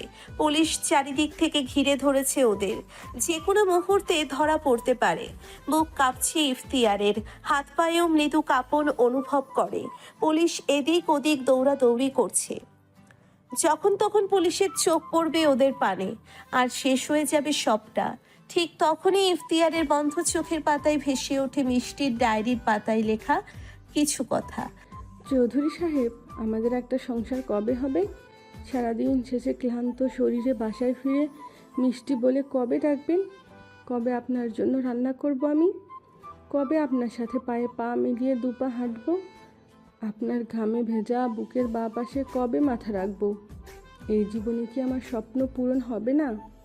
আপনাকে দু চোখ ভরে দেখার আক্ষেপ কি এ জীবনে মিটবে না? আপনার ভালোবাসা পাওয়ার ভাগ্য কি আমার নেই? আমার ভাগ্যটা এত খারাপ কেন চৌধুরী সাহেব? অপর পৃষ্ঠায় লেখা ছিল, আপনার সাথে দূরে কোথাও চলে যেতে চাই চৌধুরী সাহেব, যেখানে আমি আপনি ছাড়া পরিচিত কেউ থাকবে না। শান্তিতে নিঃশ্বাস টানতে পারবো, পাপ থাকবে না সে শহরে। বিলাসিতা চাই না আমার, শুধু ছোট্ট একটা ঘর হলেই চলবে। নিয়ে যাবেন আমায়, মুক্তি দিবেন এই পাপের রাজ্য হতে। চট করে ইফতিয়ার চোখ খোলে। পূর্ণতার পানে তাকিয়ে বলে, দূরে কোথাও যাবে পূর্ণতা? যেখানে শান্তিতে নিঃশ্বাস নিতে পারবে, যেখানে পাপ থাকবে না। যাবে আমার সাথে? মেয়ের বিয়ের পর থেকে ঘুরেছে সালামের দিন। রিক্সা চালক সালাম এখন সফল ব্যবসায়ী। বড়তলা বাজারের সব থেকে বড় কাপড়ের দোকানটি তার। বাড়িতে তুলেছে টিনের ঘর, দিয়েছে গোসলখানা, 5টা গরুও কিনে ফেলেছে ইতিমধ্যেই। ফ্রিজ কিনেছে, টিভি কিনেছে, ভালো ভালো জামা কাপড় পরছে। প্রতি সপ্তাহে একদিন গরুর মাংস খায়। পাপন ক্লাস 8-এ উঠেছে। ছেলেকে ডাক্তার বানানোর স্বপ্নে সালাম দিন রাত এক করে পরিশ্রম করছে। ভেবে রেখেছে সামনের বছর পূর্ণতাকে একটা স্বর্ণের চেইন বানিয়ে দিবে। খালি হাতে মেয়ে বিয়ে দিয়েছে। আজ অব্দি দুটো ফল নিয়ে মেয়েকে দেখতে যেতে পারেনি। সেলিনা বেগম গরুর মাংসের জন্য পেঁয়াজ কাটছে। সালাম বাড়ি ফিরলেই রান্না চড়াবে। তার ভাই রফিক আসবে আজকে। বাবার ঘর থেকে আসার পরে কখনোই ভাই বাবাকে ভালো মন্দ দুটো খাওয়াতে পারেনি সেলিনা। আজকে যখন সুযোগ আসছে তখন হাতছাড়া করবে কেন? পাপনকে পাঠিয়েছে রফিককে এগিয়ে আনতে। সালাম গরুর মাংস হাতে নিয়ে সবেই বাড়ির উঠোনে দাঁড়িয়েছে। তখনই জমিদারের লোকেদের দেখে ভয়ে বুক কেঁপে ওঠে সালামের। দীর্ঘদিন জমিদাররা তাদের ওপর কোনো অত্যাচার করে না, অবশ্যই অভির হুকুমে। তবে আজকে কেন এসেছে? জমিদার হাসেব এর ডান হাত আতোয়ার হাতে লাঠি নিয়ে তেড়ে আসছে সালামের পানে। তার পেছনে আরো 10-12 জন লোক রয়েছে। ভয়ের তাপটে গোনার সাহস হয় না সালামের। মাংসের প্যাকেট জমিনে পড়ে যায় হাত ফসকে। মুহূর্তেই প্যাকেট ছিঁড়ে এদিক ওদিক ছড়িয়ে ছিটিয়ে যায় মাংসগুলো। সালাম মাংসের দিকে তাকায়, তখনই তার পিঠে আঘাত করে আতোয়ার। হুমড়ি খেয়ে পড়ে যায় মাটিতে। আতোয়ার অকথ্য ভাষায় গালাগালি করতে শুরু করে। বাচ্চা মেয়ে বানাইছস না? মা এক জামাই দিয়া মন ভরে না, পরপুরুষের লগে পালাই যায়। শরীর ব্যথা যেন মুহূর্তেই গায়েব হয়ে গেল সালামের। তার পূর্ণতা পালিয়ে গিয়েছে পরপুরুষের সাথে। স্তব্ধ হয়ে তাকিয়ে থাকে আতোয়ারের মুখপানে। সেলিনা বেগম এসেছিলেন বাইরে চেঁচামেচি কেন হচ্ছে দেখতে। আতোয়ারের মুখে এমন কথা শুনে তিনিও বাকরুদ্ধ হয়ে যায়। অনবরত গড়াতে থাকে দু চোখের অশ্রুকণা। ধরা গলায় প্রশ্ন করে, আমার পূর্ণ পালাইছে? আতোয়ার বোধ হয় মজা পেল, পান খাওয়া লাল দাঁত বের করে হাসে। তারপর সেলিনা বেগমের দিকে এগোতে এগোতে জবাব দেয়, তোর মাইয়া তোর মতো বোকা নাকি রে? এক জামাই নিয়ে কয়দিন থাকা লাগে? ডাল ভাত প্রত্যেকদিন ভালো লাগে নাকি? আমাকে জমিদারের বড় নাতি বিয়ে করেছে আবার, আর তোর মাইয়াও চৌধুরীর পোলার লগে পালাইছে। সেলিনার মাথা ঘুরছে। তার পূর্ণতা পালাতে পারে না, এই শিক্ষা তাকে কখনোই দেয়নি সেলিনা। আর অভি তাদের জামাইও দ্বিতীয় বিয়ে করলো। সেলিনা ভবিষ্যৎ দেখতে পাচ্ছে, তাদের সুখের সংসারের সমাপ্তি এখানেই। এখন হয়তো সে হবে জমিদারদের ভোগের পাত্রী, আর সালামের ভাগ্যে লেখা থাকবে মৃত্যু। পাপন ছেলেটাকে কি করে বাঁচাবে সেলিনা? কার ভরসায় রেখে যাবে? বিকট শব্দে মনোযোগ নষ্ট হয় সেলিনার। দেখতে পায় চোখের সামনে জমিনে লুটিয়ে পড়েছে তার স্বামী। কপাল ফুটো হয়ে গড়িয়ে পড়ছে অনাগল রক্ত। কয়েক মুহূর্তেই নিস্তেজ হয়ে পড়েছে দেহখানা। দুবার জোরে জোরে শ্বাস টানলো, অতপর হাত পা ছেড়ে চিরনিদ্রায় ঘুমিয়ে পড়ল। দৃষ্টি এখনো সেলিনার পানে, যেন প্রাণপ্রিয় স্ত্রীকে শেষবার দেখলো। আতঙ্কিত সেলিনা পেছন ঘুরে তাকায়। লাঠি ভর দিয়ে জমিদার সাহেব দাঁড়িয়ে আছে, অধর কোণে তার কুটিল হাসি। তারই পাশে পুলিশের পোশাকধারী কয়েকজনও রয়েছে, সকলের হাতে পিস্তল। জমিদার তার ধবধবে সাদা রঙের দাড়িতে হাত বুলিয়ে বলে, যে বাপের মেয়ে স্বামী সংসার ছেড়ে পালিয়ে যায় সেই বাপের বেঁচে থাকার কোনো অধিকার নেই। সেলিনা দীর্ঘশ্বাস ফেলে, চোখে তার পানি নেই। স্বামী মারা গিয়েছে, তার তো হাউমাউ করে কাঁদা উচিত, তবে সে কাঁদছে না, বরং 2 পা জমিনের দিকে এগিয়ে চোখে চোখ রেখে প্রশ্ন করে, আর মায়া? জমিদার এবারেও হাসে। মানতেই হবে প্রাপ্তবয়সে সুদর্শন একজন পুরুষ ছিলেন, যার প্রলেপ এখনো রয়েছে। চামড়া কোচকে গিয়েছে, দাঁত পড়ে গিয়েছে দুটো, চুল দাড়ি এমনকি চোখের পাপড়ি সবই সাদা রং ধারণ করেছে, তবুও দেখতে সুন্দর লাগছে। জমিদার সাহেব একটু এগিয়ে সেলিনার কানে ফিসফিস করে বলল, তোমার স্থান হবে আমার বুকে, এবার তোমাকে ভোগ করা স্বপ্ন পূরণ হবে আমার। সেলিনা তাচ্ছিল্য হেসে জবাব দেয়, আমাকে ছুতেও পারবেন না জমিদার, আমার পানে হাত বাড়ালেই আপনার হাত কাটা পড়বে। মুহূর্তেই জমিদার সাহেবের হাসি মুখ চুপসে যায়। দাঁতে দাঁত চেপে আতোয়ারকে আদেশ করে, ওই এই মেয়েরে ধরে নিয়ে চল পতিতালয়ে, এর তেজ আজকে ভেঙে দিব। আতোয়ার ধরতে আসে সেলিনাকে। সেলিনা 2 পা পিছিয়ে যায়, হাত উঁচু করে বলে, চলেন আমি যাইতেছি, ধরতে হইব না। বলেই আগে আগে হাঁটতে থাকে। একবার পেছনে ঘুরে দেখে স্বামীর নিথর দেহখানা। জমিদার চিৎকার করে বলে, এই শহরের বাচ্চারে মাটি চাপা দে, ওর উপর সাইনবোর্ড টাঙিয়ে লিখে দিবি, মেয়ের নষ্টামির জন্য বাপ প্রাণ হারিয়েছে, বেশ্যা পূর্ণতার বাপ সালাম। দীর্ঘক্ষণ পুলিশ খোঁজাখুঁজি করেও যখন ইফতিয়ার এবং পূর্ণতাকে পেল না, তখন তারা হতাশ হয়ে চলে যায়। সেই সুযোগে ইফতিয়ার এবং পূর্ণতা গ্রামের মেঠো পথ ধরে চলে আসে মেইন রোডে। ঘড়ির কাঁটায় রাত 11টা বেজে 8 মিনিট। রাস্তাঘাট জনমানবহীন, একটা গাড়ির দেখা মিলছে না। পূর্ণতা একদৃষ্টিতে তাকিয়ে আছে জমিদার বাড়ির পানে। এই রাস্তা হতে জমিদার বাড়ি, চৌধুরী বাড়ি এবং হাসপাতাল 3টেই দেখা যাচ্ছে। হাসপাতালের কাজ এখনো শেষ হয়নি, 10 তলায় কাজ চলছে। সম্পূর্ণ হাসপাতাল আলোয় আলোয় পরিপূর্ণ। এই হাসপাতালটি নাকি পূর্ণতার নামে। তাচ্ছিল্য হাসি পূর্ণতা বিড়বিড় করে আওড়ায়, জীবনে সুখের দেখা পেয়েছিলাম ঠিকই, তবে দীর্ঘস্থায়ী হলো না। আর গোটা বিশ্ব আমাকে চিনবে ঠিকই, তবে তখন আমি থাকবো না। পূর্ণতার মনে পড়ে অভির কথা। এই শহরের অলিতে গলিতে জমে আছে অভি পূর্ণের স্মৃতি। এই রাস্তায় তো একদিন এমপি সাহেবের সাথে বৃষ্টি বিলাস করেছিল পূর্ণতা, সাথে ছিল মিষ্টি। কত ভালো ছিল দিনগুলো। কোথায় হারালো মিষ্টি, কোথায় গেল অভি? এই নিষ্ঠুর পৃথিবীতে পূর্ণতাকে একা ফেলে ওরা স্বার্থপরের মতো পালালো। ইফতিয়ার এদিক ওদিক দৃষ্টি ফেরাচ্ছে। তার কাছে 5 টাকার একটা কয়েনও নেই। শূন্য হাতে বেরিয়েছিল পূর্ণতাকে খুঁজতে। পায়ে জুতোও নেই। পূর্ণতার ভেজা শাড়ি শুকিয়ে গিয়েছে অনেকক্ষণ আগেই। শুকাবে না? সারা রাত মুষলধারায় বৃষ্টির পরে সকালে কাঠফোটা রোদ্দুরের দেখা মিলেছিল। একই ধাঁচে রোদ্দুর ছিল সারাদিন। ইফতিয়ার বেশ বুঝতে পারে পূর্ণতার খিদে পেয়েছে। সারাদিন একাধারে না খাওয়া মেয়েটা ভীষণ মায়া হয় ইফতিয়ারের। মনে মনে ভেবে ফেলে এই গ্রাম ছেড়ে বেরোতে পারলে আগে পূর্ণতাকে কিছু খাওয়াবে, তারপর অন্য কথা। দুহাতে একটা ট্র্যাক আসছে, আর জমিদার বাড়ির সামনে থেকে লোকজন তেড়ে আসছে। হয়তো এখনো খুঁজে চলেছে ওদের দিকে টর্চ লাইট ধরছে। জোছনা রাতে দূর হতে দুটো মানুষ দেখা যাচ্ছে, তো তারা ইফতিয়ার পূর্ণতা কিনা ওনারা বুঝতে পারছে না। ইফতিয়ার শুকনো ঢোক গিলল, যে করেই হোক ট্রাক থামাতে হবে। মাঝ রাস্তায় দাঁড়িয়ে পড়ে ইফতিয়ার, হাত নাড়িয়ে থামতে বলে ট্রাক ড্রাইভারকে। ইফতিয়ারের ইশারা অনুযায়ী থেমে যায় ট্রাক। ওকে দেয় মাঝবয়সী এক পুরুষ। ইফতিয়ারকে দেখেই হেসে ফেলে। ছোট সাহেব, কোথায় যাবেন? এই গ্রামের পথ ধরে যতগুলো ট্রাক বাস যাতায়াত করে সবগুলোই ইসমাইল চৌধুরীর। সেই সুবাদে ইফতিয়ার তাদের ছোট সাহেব। ইফতিয়ার অনুরোধের সুরে লোকটিকে বলে, ভাই, আমাদের নিয়ে যাবে তোমার সাথে? সামনে কোথাও নামিয়ে দিলে চলবে। ছোট সাহেব, এভাবে কেন বলছেন? অবশ্যই নিব। আপনাদের দোয়ায় খেয়ে পরে বেঁচে আছি। ইফতিয়ার মাথা নিচু করে বলে, আমার কাছে কিন্তু কোনো টাকা নেই। লাগবে না সাহেব, উঠে আসুন। সাথে কে, ভাবি? হ্যাঁ, আমাদের ভাবি, জমিদার বাড়ির বড়নাথ বউ। লোকটি বেশ অবাক হয়। তার চোখে মুখে প্রশ্ন। ইফতিয়ার বুঝতে পারে। যেতে যেতে বলবো, পূর্ণতা উঠতে পারবে না একা? পূর্ণতা মাথা নাড়িয়ে উঠে পড়ে। ইফতিয়ারও উঠে পড়ে। ট্র্যাক চলতে শুরু করে।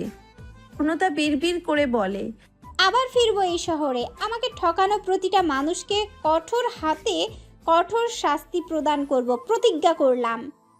ইফতিয়ার আসমান পানে তাকিয়ে বিড়বিড় করে বলে, মিষ্টি, আমার সাথে কথা বলো, আমাকে সাহস দাও, পথ দেখাও। কোথায় খুঁজে পাবো অভিকে? পূর্ণতার দায়িত্ব যে আমি আর নিতে পারছি না।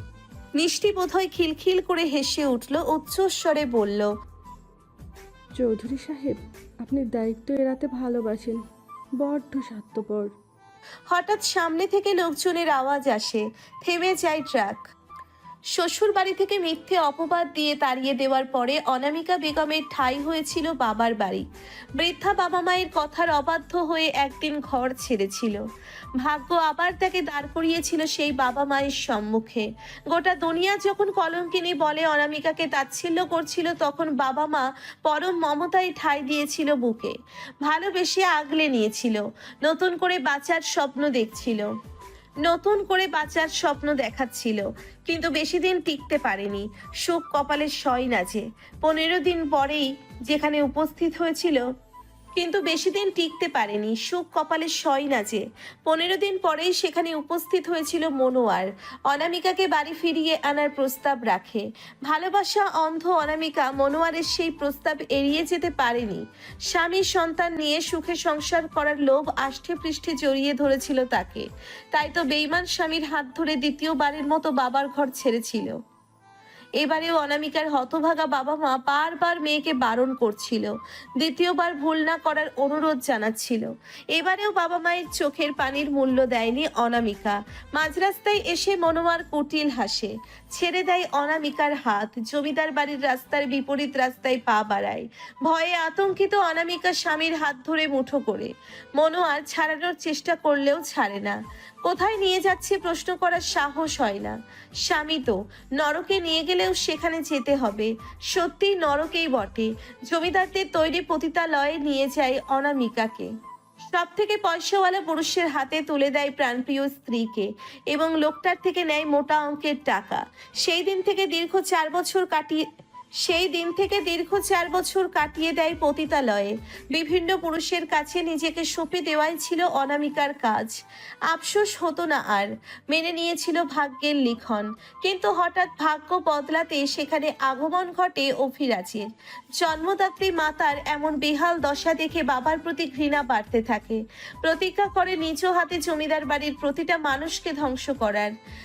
সেই দিন কৌশলে অনামিকাকে নিয়ে পালিয়ে আসে পতিতালয় থেকে। লোকসমাজে রটিয়ে দেয় মারা গেছে অনামিকা। মনোয়ারের বিশ্বাস করতে কষ্ট হলেও ছেলের কথা মেনে নেয়। অভি তার মা এবং বৃদ্ধা নানা নানুকে নিয়ে শহর ছাড়ে। জমিদার বাড়ি থেকে চুরি করে এনেছিল কিছু টাকা। সেই টাকা দিয়ে নতুন শহরে নতুন ভিটে মাটির ব্যবস্থা করে। টিনের ছোট্ট ঘর তৈরি করে নেয়। সেই থেকে সেখানেই বসবাস শুরু হয় অনামিকার। শুরু হয় নতুন জীবন। প্রতি মাসেই অভি 2-3 দিন মায়ের সাথে কাটায়। সেটা জমিদার বাড়ির লোকজনদের দৃষ্টির অগোচরে।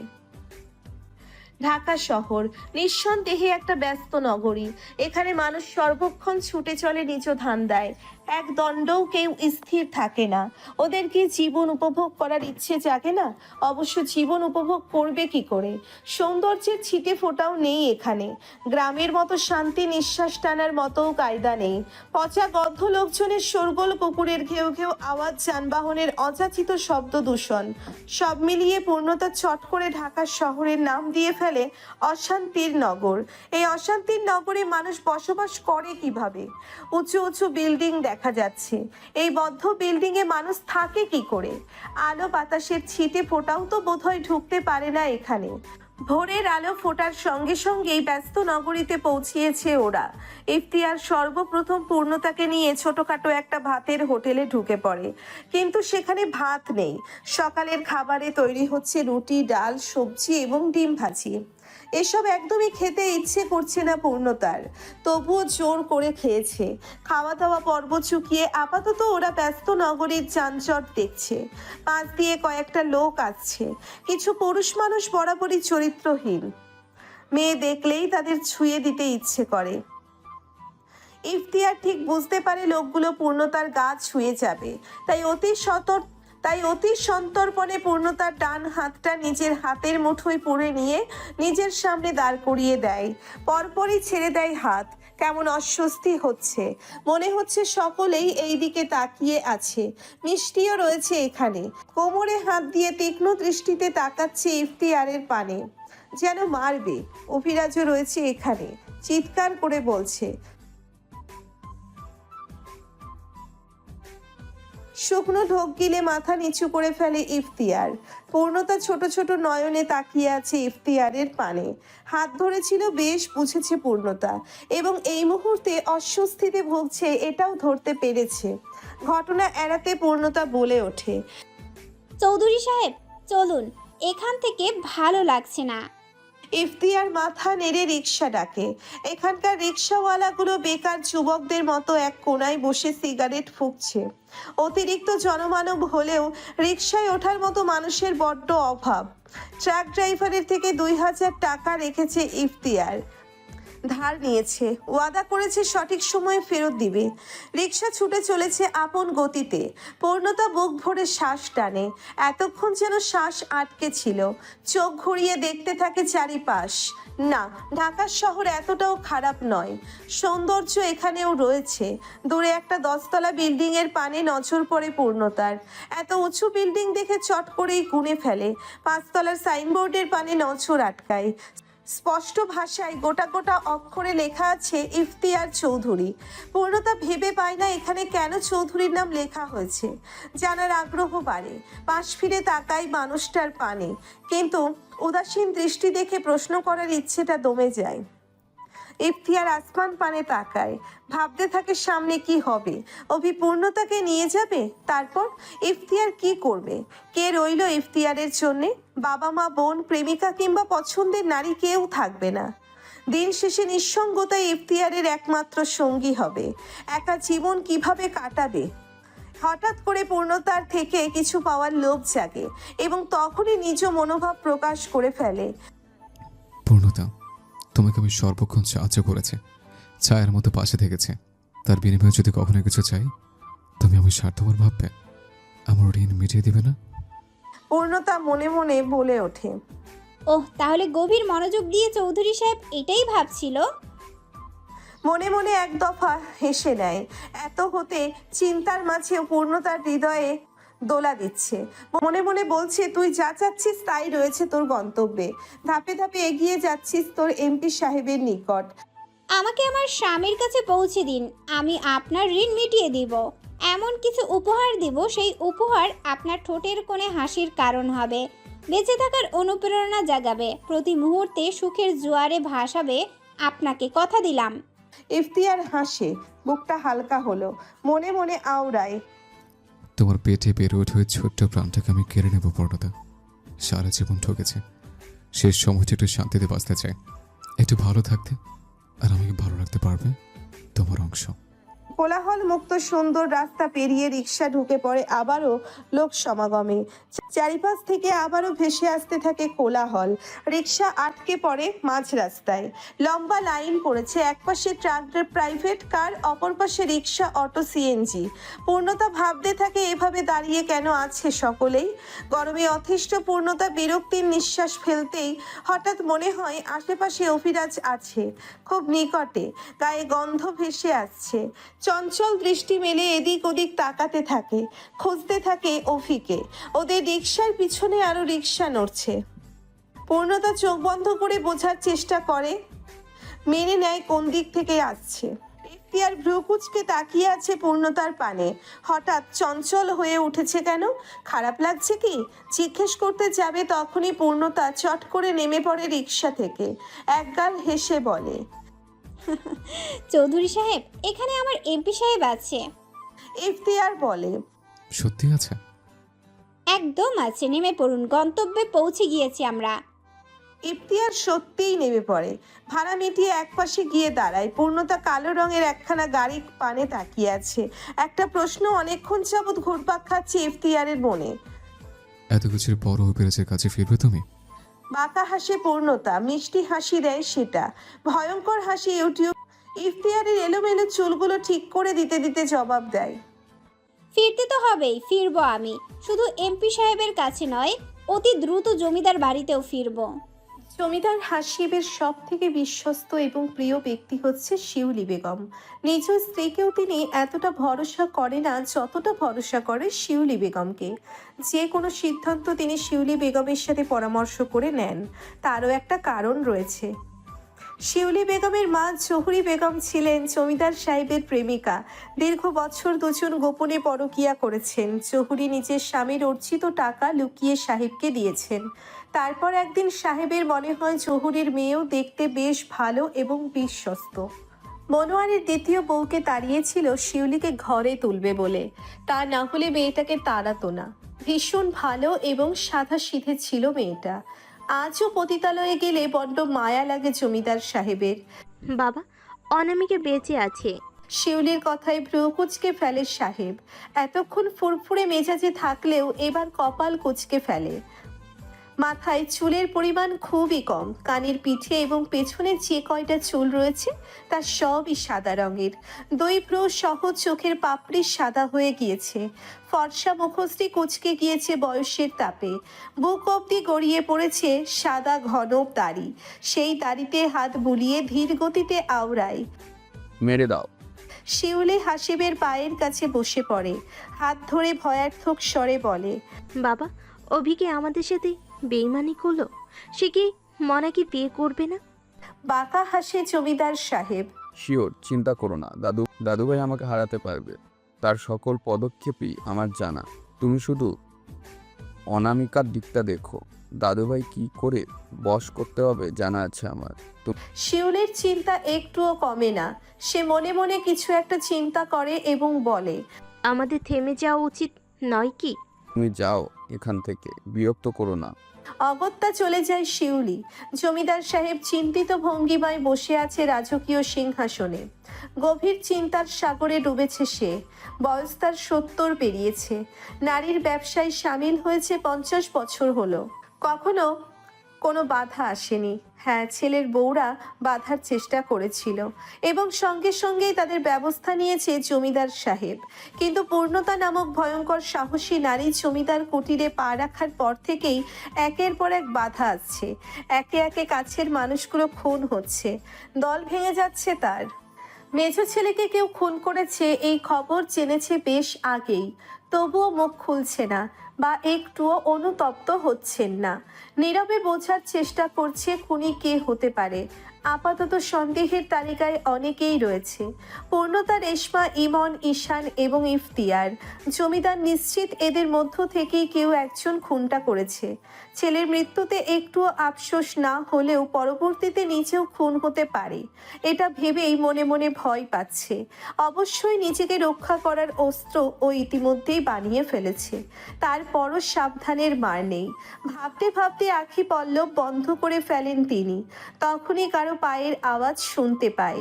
চতুর জমিদার হুঁশিয়ার হয়, আত্মা কেঁপে ওঠে, পিটপিট করে চোখ খোলে। জমিদারের বিশ্বস্ত দেহরক্ষী আতোয়ার মাথা নুইয়ে জমিদারের সামনে দাঁড়ায়। ঠোঁটের কোণে লেগে আছে তার কুটিল হাসি। মালিক মা রে ধইরা আনছি, রাইখা আইছি আপনার কক্ষে। জমিদার নড়ে চড়ে বসে। এতক্ষণে তার মুখেও হাসির রেখার দেখা মেলে। মুহূর্তেই সকল চিন্তা দূর হয়ে যায়। পান খাওয়া লাল দাঁতগুলো বের করে শব্দ করে হেসে ওঠে। তার সাথে তাল মিলিয়ে হাসে আতোয়ার। আমতা আমতা করে বলে, মালিক আমারও একবার সুযোগ দিয়েন। জমিদার লাঠি ভর দিয়ে দাঁড়িয়ে পড়ে, আতোয়ারের কাঁধে হাত রাখে, ফিসফিস করে বলে, আরও কয়েকজনকে ডেকে আনো, সবাই মিলে সুযোগ নিন। শালার যে তেজ, আমি একা সামলাতেই পারুম না। আতোয়ার খুশিতে এক প্রকার লাফিয়ে ওঠে, জমিদারের পা ছুঁয়ে সালাম করে এবং মুহূর্তেই চলে যায় সবাইকে ডাকতে।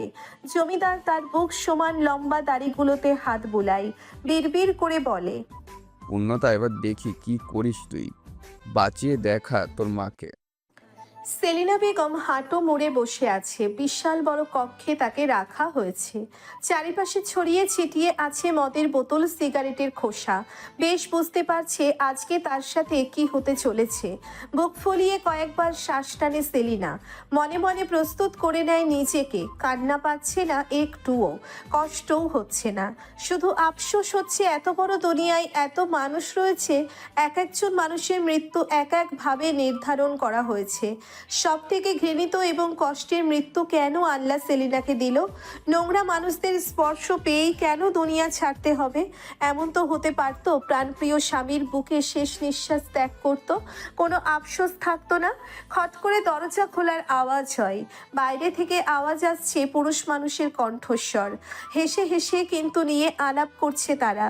সেলিনার বুক ধক করে ওঠে, চোখ মুখ খিচে বন্ধ করে ফেলে, বিড়বিড় করে বলে, অন্যরে তোরে শের দেখো, দেখতে পারলাম না। শয়ে শয়ে যানবাহন নিজ গতিতে চলে যাচ্ছে। চোখের পলকে দূর হতে দূরান্তরে পাড়ি জমাচ্ছে। ব্যস্ত রাতে এদিক ওদিক ছুটে বেড়াচ্ছে পূর্ণতা। লম্বা চুলগুলো ইতিমধ্যেই খোপা খুলে পিঠ জুড়ে ছড়িয়ে ছিটিয়ে পড়েছে। শাড়ির আঁচল মাটি ছুঁয়েছে। এই মুহূর্তে পাগল মনে হচ্ছে পূর্ণতাকে। ইফতিয়ার একপাশে দাঁড়িয়ে দেখছে পূর্ণতার ছটফটানি। সে জানে আশেপাশে অভি নেই, তবুও জোর দিয়ে থামাতে পারছে না পূর্ণতাকে, বা থামাতে চাইছে না। প্রিয় মানুষটার চোখে অন্য কারোর চিন্তা, মন্দ লাগছে না, তবে পূর্ণতাকে ডেকে বলতে ইচ্ছে করছে, শোনো পূর্ণতা, তুমি যেদিন সুখের সন্তান পেয়ে যাবে সেদিন হতেই আমি দুঃখের সাগরে ভেসে যাব। নিজের দুঃখের সময় কথা চিন্তা করলে মনটা বেইমান হয়ে উঠতে চায়। ক্ষণিকের জন্য তোমার সঙ্গে পেয়ে লোভী হয়ে গেছে আমি। তোমাকে হারাতে ইচ্ছে করে না, কি করি বলো তো? পূর্ণতা নিশ্চয়ই তখন তাচ্ছিল্য হেসে বলবে, লোভ মানুষকে ধ্বংস করে চৌধুরী সাহেব, নিজেকে সামলান। আর মিষ্টি এই কথা শুনলে বলবে, আপনি তো বরাবরই লোভী ছিলেন চৌধুরী সাহেব, তাই তো আমাকে একটু ভালোবাসলেন না, ব্যবহার করলেন। দুঃখের সাগরে আপনাকে ভাসতেই হবে, অন্য কাউকে দুঃখ দিয়ে নিজে কখনোই সুখী হওয়া যায় না। নিচু ভাবনায় হাসি পায় ইফতিয়ারের। চোখের ওপর হাত রেখে শব্দ করে হেসে ওঠে। প্রাণ খোলা ছিল সেই হাসি। কত দিন না কত বছর পরে এভাবে হাসি পেল নিজেরই জানা নেই ইফতিয়ারের। হাসি থামিয়ে সামনে তাকাতেই দেখতে পায় পূর্ণতা দৌড়ে কোথাও একটা চলে যাচ্ছে। চিন্তিত ইফতিয়ার এক মুহূর্ত সময় নেয় না, নিজেও দৌড় লাগায় পূর্ণতার পেছনের। মেইন রোড পেরিয়ে চিকুর সরু রাস্তায় ঢুকে পড়ে পূর্ণতা। স্কুল কলেজ ছাড়িয়ে বিশাল এক মাঠে গিয়ে থামে। হাঁটুতে ভর দিয়ে রীতিমতো হাঁপাচ্ছে। ইফতিয়ারও পূর্ণতার দেখা দেখি থামে, পা ভেঙে বসে পড়ে ঘাসের ওপর। জোরে জোরে শ্বাস টানতে টানতে শুধায়, এখানে কেন আসলে পূর্ণতা? পূর্ণতা হাসে, আঙ্গুল তুলে পশ্চিম দিকে তাক করে বলে, ওই যে আমার এমপি সাহেব, তার জন্যই এসেছি। ইফতিয়ার তাকায়, সত্যিই দেখতে পাই অভিকে। মাঠের মাঝখানে দুজন লোকের সাথে কিছু একটা নিয়ে আলোচনা করছে। থমথমে মুখে ইফতিয়ার বলে, কি করে বুঝলে তুমি? অকপটে পূর্ণতার জবাব দেয়, আমি অনুভব করতে পারি, চোখ বন্ধ করে বলে দিতে পারি উনি কোথায় আছে, কি অবস্থায় আছে, কি করছে। আলতো হাসি ইফতিয়ার, আনমনে বলে, এত ভালো কেন বাসো পূর্ণতা? সে তো ভালো না। বারে ভালোবাসবো না? তিনি যে আমার অস্তিত্বের সাথে মিশে আছে। এই দুনিয়ার সব থেকে জঘন্যতম পাপীও যদি তিনি হয়, আমি তখনও বুক ফুলিয়ে বলবো, বড্ড বেশি ভালোবাসি আমি আমার স্বামীকে, আমার এমপি সাহেবকে। ক্ষমা করবে তাকে? ইফতিয়ারের চোখে চোখ রেখে পূর্ণতার জবাব দেয়, আমি জানি এমপি সাহেব ক্ষমার অযোগ্য, কোনো কাজ কোনোদিনও করতে পারে না। এই দুনিয়ার সব থেকে শুদ্ধ পুরুষ তিনি। আমার অহংকার ক্ষমা শব্দটা তার সাথে মানানসই নয়। দীর্ঘদিন বাদে নিজের স্বামীকে দেখে আবেগপ্রবণ হয়ে ওঠে পূর্ণতা। ঠোঁট উল্টে কেঁদে ফেলে। দূরত্ব খুব বেশি নয়, কয়েক কদম এগোলেই ছোঁয়া যাবে পুরুষটিকে। বক্ষদেশে মাথা রেখে আরামসে অনুভব করা যাবে তার স্পর্শ। কিন্তু পা অবশ হয়ে আছে, একটুও এগোতে পারছে না। মাথা ঝিমঝিম করছে, হাঁটুও বোধহয় একটু কাঁপছে। চিৎকার করে কাঁদতে ইচ্ছে করছে, চোখের পলক ফেলতেও ভয় করছে। যদি হারিয়ে যায়, যদি এটা স্বপ্ন হয়। ইফতিয়ার নির্বাক দৃষ্টিতে পূর্ণতাকে দেখছে। গোটা একটা বছর যাবৎ জেনে এসেছে পূর্ণতা অভিরাজের স্ত্রী।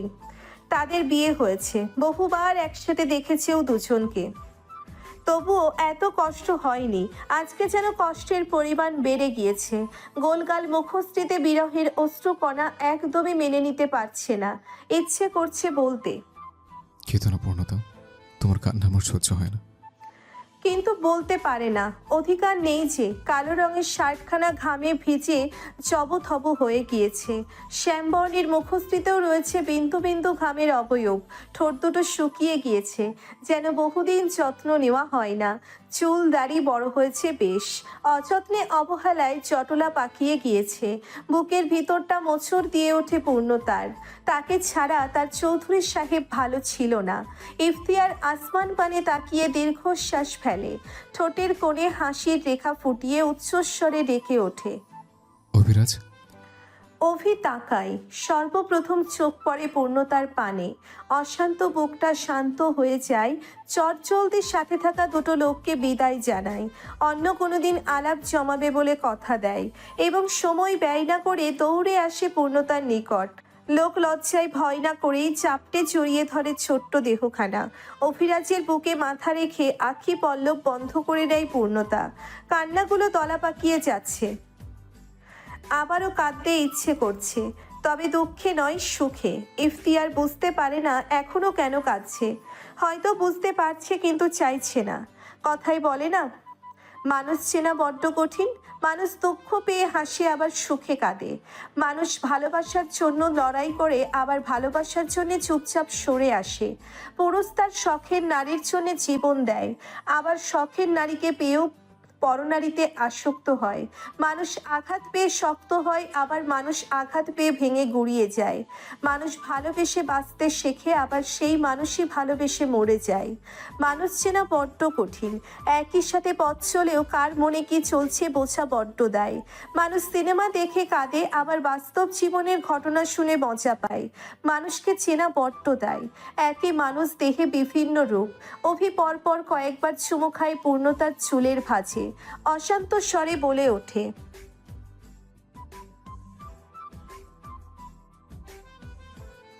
জবাব দেয় না পূর্ণতা। সে তো তৃষ্ণা মেটাতে ব্যস্ত। যে মানুষটা ছাড়া এক মুহূর্তও চলতো না, সেই মানুষকে ছাড়া অনেকগুলো দিন কাটিয়ে দিয়েছে। ইফতিয়ার নজর ফেরায়, মাথা নুইয়ে হাত মুষ্টিবদ্ধ করে ফেলে, ধরে আসা গলায় বলে, আমি আসছি তাহলে, ভালো থেকে পূর্ণতা।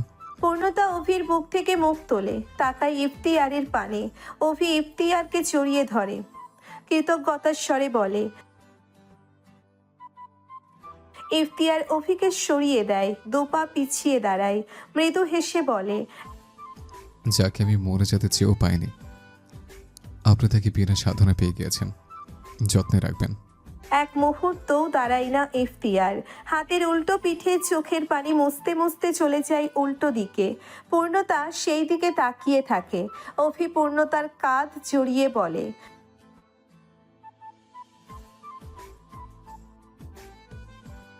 মৃদু হাসি পূর্ণতা। অভির মুখপানে তাকিয়ে জবাব দেয়, উনি আমাকে ঠিক যতটা ভালোবাসে আমিও আপনাকে ঠিক ততটাই ভালোবাসি। মাথা নিচু করে ফেলে অভি, রেনিয়ে বলে। পূর্ণতা পুনরায় ইফতিয়ারের চাওয়ার পানে তাকায়, কিন্তু এখন আর ইফতিয়ারকে দেখা যাচ্ছে না। দৃষ্টির আড়ালে চলে গিয়েছে সে। আমিও শুনতে চাই, এত লুকোচুরি আর ভালো লাগছে না, এবার একটু শান্তি চাই। হাঁটতে হাঁটতে নির্জন ট্রেন লাইনে এসে থামে ইফতিয়ার। চারিপাশ শুনশান নীরব, গাছপালা দিয়ে জায়গাটা ঘেরাও করা। গাছপালার পেছনে একটা কুকুর, তার পেছনেই মেইন রোড। সেখান হতে মাঝে মধ্যে দু একটা গাড়ির হর্নের শব্দ ভেসে আসছে। এই জায়গাটা বড্ড চেনা ইফতিয়ারের। ছোটবেলায় মন খারাপ হলে এখানে এসেই বসতো। ট্রেন লাইন হওয়ার সুবিধার্থে এখানে যানবাহন চলাচল করতে পারে না, তবে প্রতিদিন দুবার ট্রেন যায় বেশ শব্দ করে। ট্রেন আসার সময়টাও ইফতিয়ারের জানা, সকাল 9:30 এবং বিকাল 4টে। ট্রেন লাইনের ওপরে বসে পড়ে ইফতিয়ার। এবার আর নিজেকে সামলাতে পারে না। আসমান পানে তাকিয়ে হাউমাউ করে কেঁদে ওঠে। বারংবার হাত দ্বারা আঘাত করতে থাকে নিজের কপালে। উচ্চস্বরে বলে ওঠে, ইয়া আল্লাহ, আমার মরণ দিন, নয়তো সহ্য করার ক্ষমতা দিন। এত কষ্ট আমি সইতে পারছি না, আমার কলিজা পড়ে যাচ্ছে, পাগল হয়ে যাচ্ছে আমি। মিষ্টি, মিষ্টি রে, আমায় নিয়ে যাও, আমার মিষ্টি, তোমাকে প্রয়োজন আমার। কতক্ষণ একই সুরে কেঁদেছে জানা নেই ইফতিয়ারের, তবে দূর হতে ট্রেনের শব্দ ভেসে আসছে। কান খাড়া করে ইফতিয়ার মনকে শুধায়, সমাপ্ত করে দিব কি জীবনের গল্প? এখানে থেমে যাক অস্তিত্ব, মুছে যাক স্মৃতি, ভালোই হবে। হাতের উল্টো পিঠে চোখের পানি মুছে নেয় ইফতিয়ার। তাচ্ছিল্য হেসে শক্ত হয়ে বসে পড়ে। চোখ বন্ধ করে পূর্ণতার মুখখানা স্মরণ করে। তোমাকে কখনো বলা হলো না, তোমার মুখখানা দেখলে আমার কলিজা ঠান্ডা হয়ে যেত। আল্লাহ, বহু আশা নিয়ে তোমার দরবারে হাত পেতেছিলাম, যারা মাঝে দাঁড়িয়ে চোখের পানি ফেলে চেয়েছিলাম একটা মেয়েকে, কিন্তু তাকে পেলাম না। মেনে নিয়েছিলাম ভাগ্য, বুঝেছিলাম মানুষ যে আমার জন্য তৈরি হয়নি, তাই তো পাগলামি করিনি। কিন্তু আল্লাহ, আপনি আমার হৃদয় থেকে নামটা মুছে দিলেন না, বরং সময়ের সাথে সাথে খোদাই করে লিখে দিলেন। এখন আমি সহ্য করতে পারছি না, কি করব আমি? মরে যেতে ইচ্ছা করছে যে আমার। মনে মনে আওড়াতে আওড়াতে অনুভব করে ট্রেনখানা বড্ড কাছে চলে এসেছে। বসতে চাইলাম তোমার সাথে, বাঁধতে চাইলাম ঘর, স্বপ্ন দেখলাম পাহাড় সমান, কিন্তু হায়, নিয়তি করে দিল পর। হাত ছাড়ুন। স্পষ্ট এবং ঝাঝালো কণ্ঠস্বর ইফতিয়ারের। সামনে দাঁড়ানো মেয়েটি ভ্রু কুঁচকে ফেলে, ছেড়ে দেয় ইফতিয়ারের হাত। যখন ঝড়ের গতিতে ট্রেন ছুটে আসছিল ইফতিয়ারের দিকে, তখনই মেয়েটা টেনে সরিয়ে নিয়েছে তাকে, বাঁচিয়ে দিয়েছে নিশ্চিত মৃত্যুর কবল থেকে। তবুও এতটুকু কৃতজ্ঞতা ফুটে ওঠেনি ইফতিয়ারের চোখে মুখে, বরং বেজায় বিরক্ত সে, যেন মেয়েটি বিশাল বড় কোনো ভুল করে ফেলে। ভারী অকৃতজ্ঞ মানুষ তো আপনি, বাঁচিয়ে দিলাম অথচ ধমকাচ্ছেন।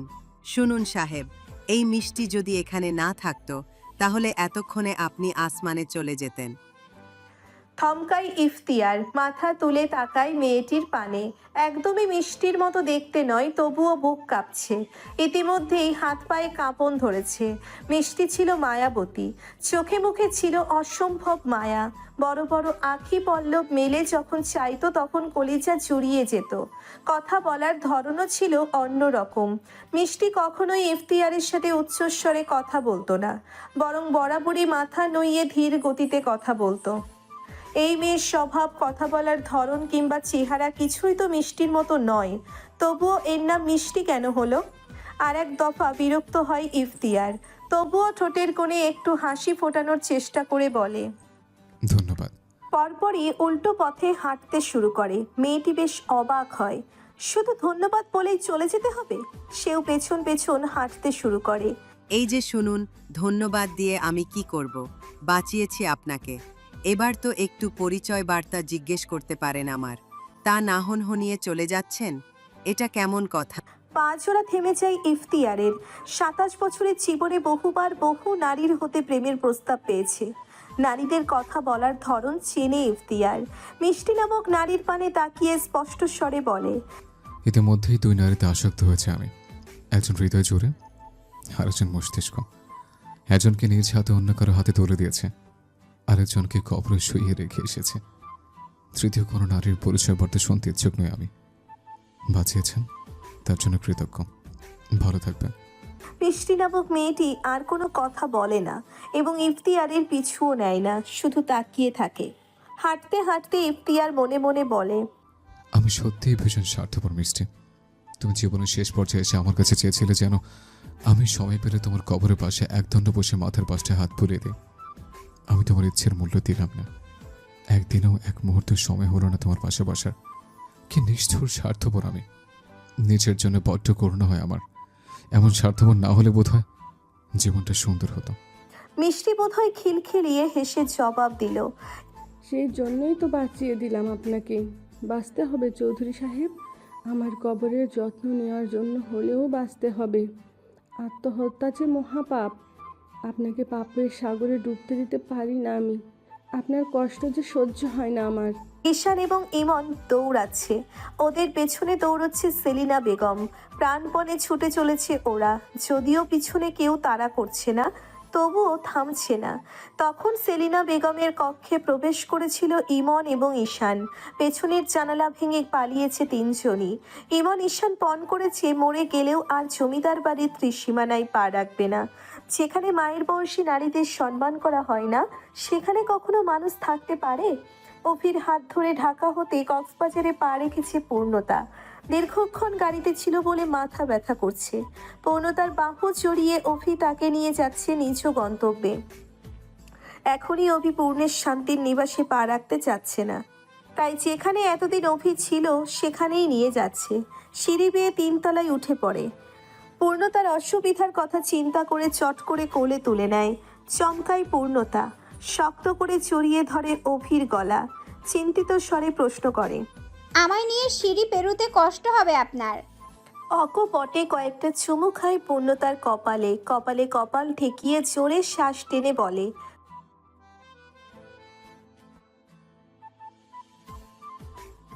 অভিরাজের প্রশস্ত বুকে মাথা ঠেকায় পূর্ণতা। আহা, কতদিন পরে এত সুখের মুহূর্তও বুঝি পূর্ণতার কপালে লেখা ছিল।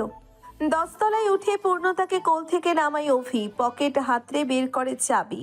সেই চাবি দ্বারা দরজা খুলে পূর্ণতার হাত ধরে প্রবেশ করে। মুহূর্তেই চমকায় পূর্ণতা, 2 হাতে চোখ ঢেকে চিৎকার করে ওঠে। অভি অবাক হয় না, বরং শান্ত নয়নে তাকায় সামনের ফ্লোরে পড়ে থাকা মনার লাশের পানে। এই তো গতকালই নিচু হাতে খুন করেছে মনাকে। তাড়াহুড়োয় ঢাকা চলে যাওয়াতে লাশ গুম করতে ভুলে গিয়েছিল। অভি পূর্ণতার কাঁধে হাত রাখে, সাবলীল ভাষায় বলে, বুকে হাত দিয়ে চড়ে চড়ে শ্বাস টানতে থাকে পূর্ণতা। অভি দরজা আটকে দেয়, তোপা এগিয়ে সোফায় বসে পড়ে, গা এলিয়ে দেয় কুশন বুকে চেপে, চোখ বন্ধ করে বলে,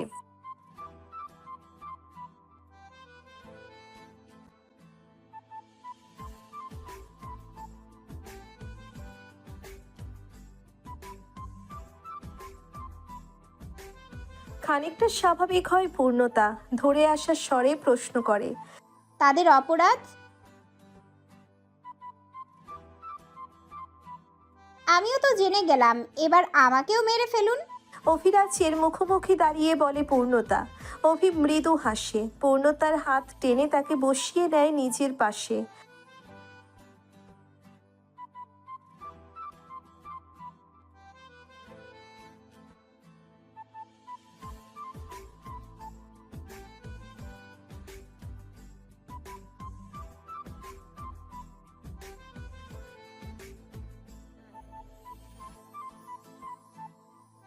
পূর্ণতা তাচ্ছিল্য হাসে, চোখে চোখ রেখে প্রশ্ন করে।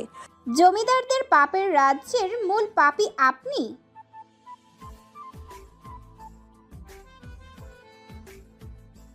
কথা বলে না পূর্ণতা, মাথা নিচু করে কিছু একটা ভাবতে থাকে। খালা, আপনার কষ্ট হচ্ছে? আচমকা সেলিনা বেগমকে থেমে যেতে দেখে প্রশ্ন করে ইমন। ওরাও হাঁপাচ্ছে। ইতিমধ্যেই দৌড়ে 5 কিলোমিটার পথ পাড়ি দিয়েছে। হাঁপিয়ে যাওয়াটা অস্বাভাবিক কোনো ঘটনা নয়। সেলিনা বেগম বসে পড়ে, চোখ বন্ধ করে টেনে টেনে শ্বাস নেয়। ইমন ঈশান এদিক সেদিক দৃষ্টি ঘুরিয়ে নিরাপত্তা পরখ করে বসে। সেলিনা বেগমের মুখমণ্ডল ছুঁয়ে দিয়ে ফের চিন্তিত ভঙ্গিমায় বলে, কোথায় কষ্ট হচ্ছে বলুন? ধীরে সুস্থে চোখ মেলে সেলিনা বেগম। মুগ্ধ হয় বাচ্চা দুটোর মানবিকতা দেখে। নিকৃষ্ট জমিদারের নাতিপুতিরা এত ভালো কি করে হলো? শুনেছে গাছ ভালো না হলে ফল ভালো হয় না। এবার বুঝি এই কথার ধরন বদলে দেবে ওরা। নতুন উদাহরণ রচনা করবে, গাছ ভালো না হলেও ফল ভালো হয়। মৃদু হাসে সেলিনা। ইমনের মাথায় হাত বুলিয়ে বলে, কষ্ট হচ্ছে না আব্বা, তবে চিন্তা হচ্ছে। আমার বাড়িতেও তোমার মতো একটা ছোট ছেলে আছে। ঈশান চট করেই বলে ওঠে, তাহলে আগে আপনার বাড়িতে চলুন, ওকে নিয়ে এই শহর ছাড়বো আমরা। কোথায় যাব? দাবাহের কাছে, সেখানে ভাবিও রয়েছে। আশার আলো দেখতে পায় সেলিনা। চকচক করে ওঠে চোখ দুটো। অবশেষে সুখের মুখ দেখবে বুঝি? এই পাপের রাজ্য হতে মুক্তি মিলবে? মুহূর্তেই সেলিনা দাঁড়িয়ে পড়ে।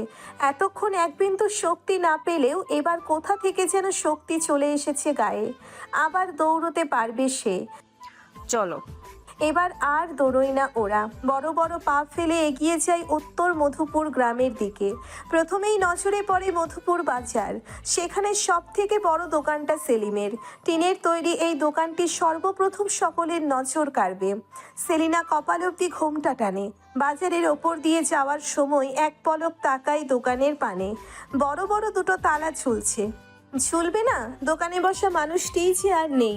দীর্ঘশ্বাস ফেলে সেলিনা, পায়ের গতি বাড়ায়। দূর হতেই দেখা যাচ্ছে তাদের বাড়ির গেট। টিনের তৈরি গেটখানা রোদের আলোতে ঝলমল করছে। এই যে কিছুদিন আগেই নতুন টিন দ্বারা এই গেট তৈরি করা হয়েছে। বাড়ির সামনে যেতেই বুক মোচড় দিয়ে ওঠে সেলিনার। মানুষের শোরগোল শোনা যাচ্ছে। সচরাচর এই বাড়িতে মানুষ আসে না, আজকে তো আসবেই। কাঁপা হাতে গেট খুলে ভেতরে ঢুকে পড়ে। চটলা পাকিয়ে মানুষ দাঁড়িয়ে আছে, কানা ঘুষা করছে ফিসফিস করে। সেলিনার শুকনো ঢোক গেলে উপচে পড়ে চোখের পানি। ঈশান ইমন থমকে দাঁড়ায়। বেশ বুঝতে পারে এখানে কি ঘটেছে। বুঝবে না? নিজ বাবা দাদার কৃতকর্ম হাড়ে হাড়ে জানা তাদের। ভিড় ঠেলে ভেতরে ঢুকে পড়ে সেলিনা। মাটিতে নজর পড়তেই মাথা চক্কর দিয়ে ওঠে। স্বামীর মৃতদেহখানা সেভাবেই পড়ে আছে যেভাবে তিনি রেখে গিয়েছিল। পার্থক্য শুধু এতটুকু, রক্তগুলো শুকিয়ে গিয়েছে। আর পাশে আরও একখানা দেহ পড়ে আছে। এবার হাউমাউ করে কেঁদে ওঠে সেলিনা। ধপ করে বসে পড়ে মাটিতে। ছেলের রক্তাক্ত হাতখানা বুকে নেয় সেলিনা। আহাজারি করে বলে, আমার বাজান, আমার কলিজা, দেখ মা এসে গেছে। ও আব্বা, ওঠ না। আব্বা রে, ও আব্বা।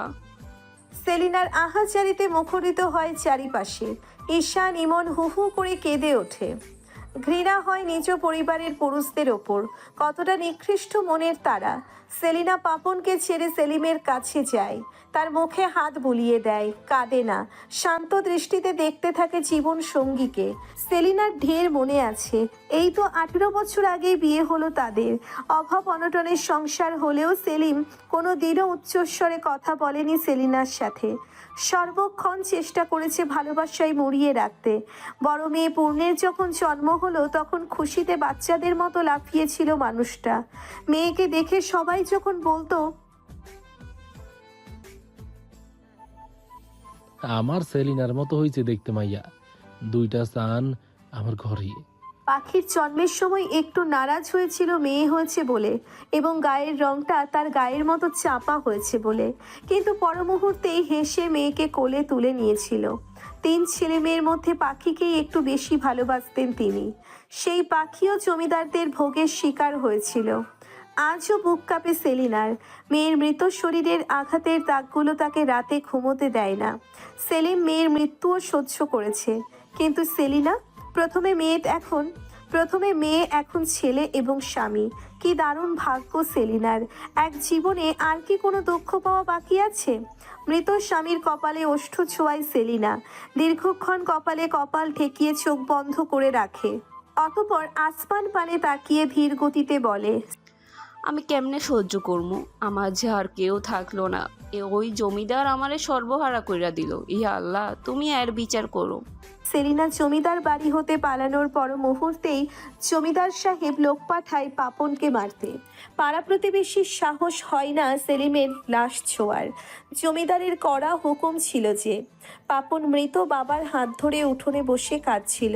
তারা এসে কেন কথা বলেনি। একজন পাপনের মাথায় কোড়াল দিয়ে কুপিয়েছে। গলা কাটা মুরগির ন্যায় কিছু মুহূর্ত ছটফট করে ধীরে ধীরে নিস্তেজ হয়ে পড়ে পাপন। নিভে যায় তাদের প্রাণ প্রদীপ। বিদায় জানায় পাপে ভরা সুন্দর পৃথিবীকে। মরার আগে সেলিম বোধহয় আহাজারি করে বলেছিল, তুই এত সুন্দর কেন হয়েছিলি পূর্ণ? তোর সৌন্দর্য আমার গোটা পরিবারকে শেষ করে দিল।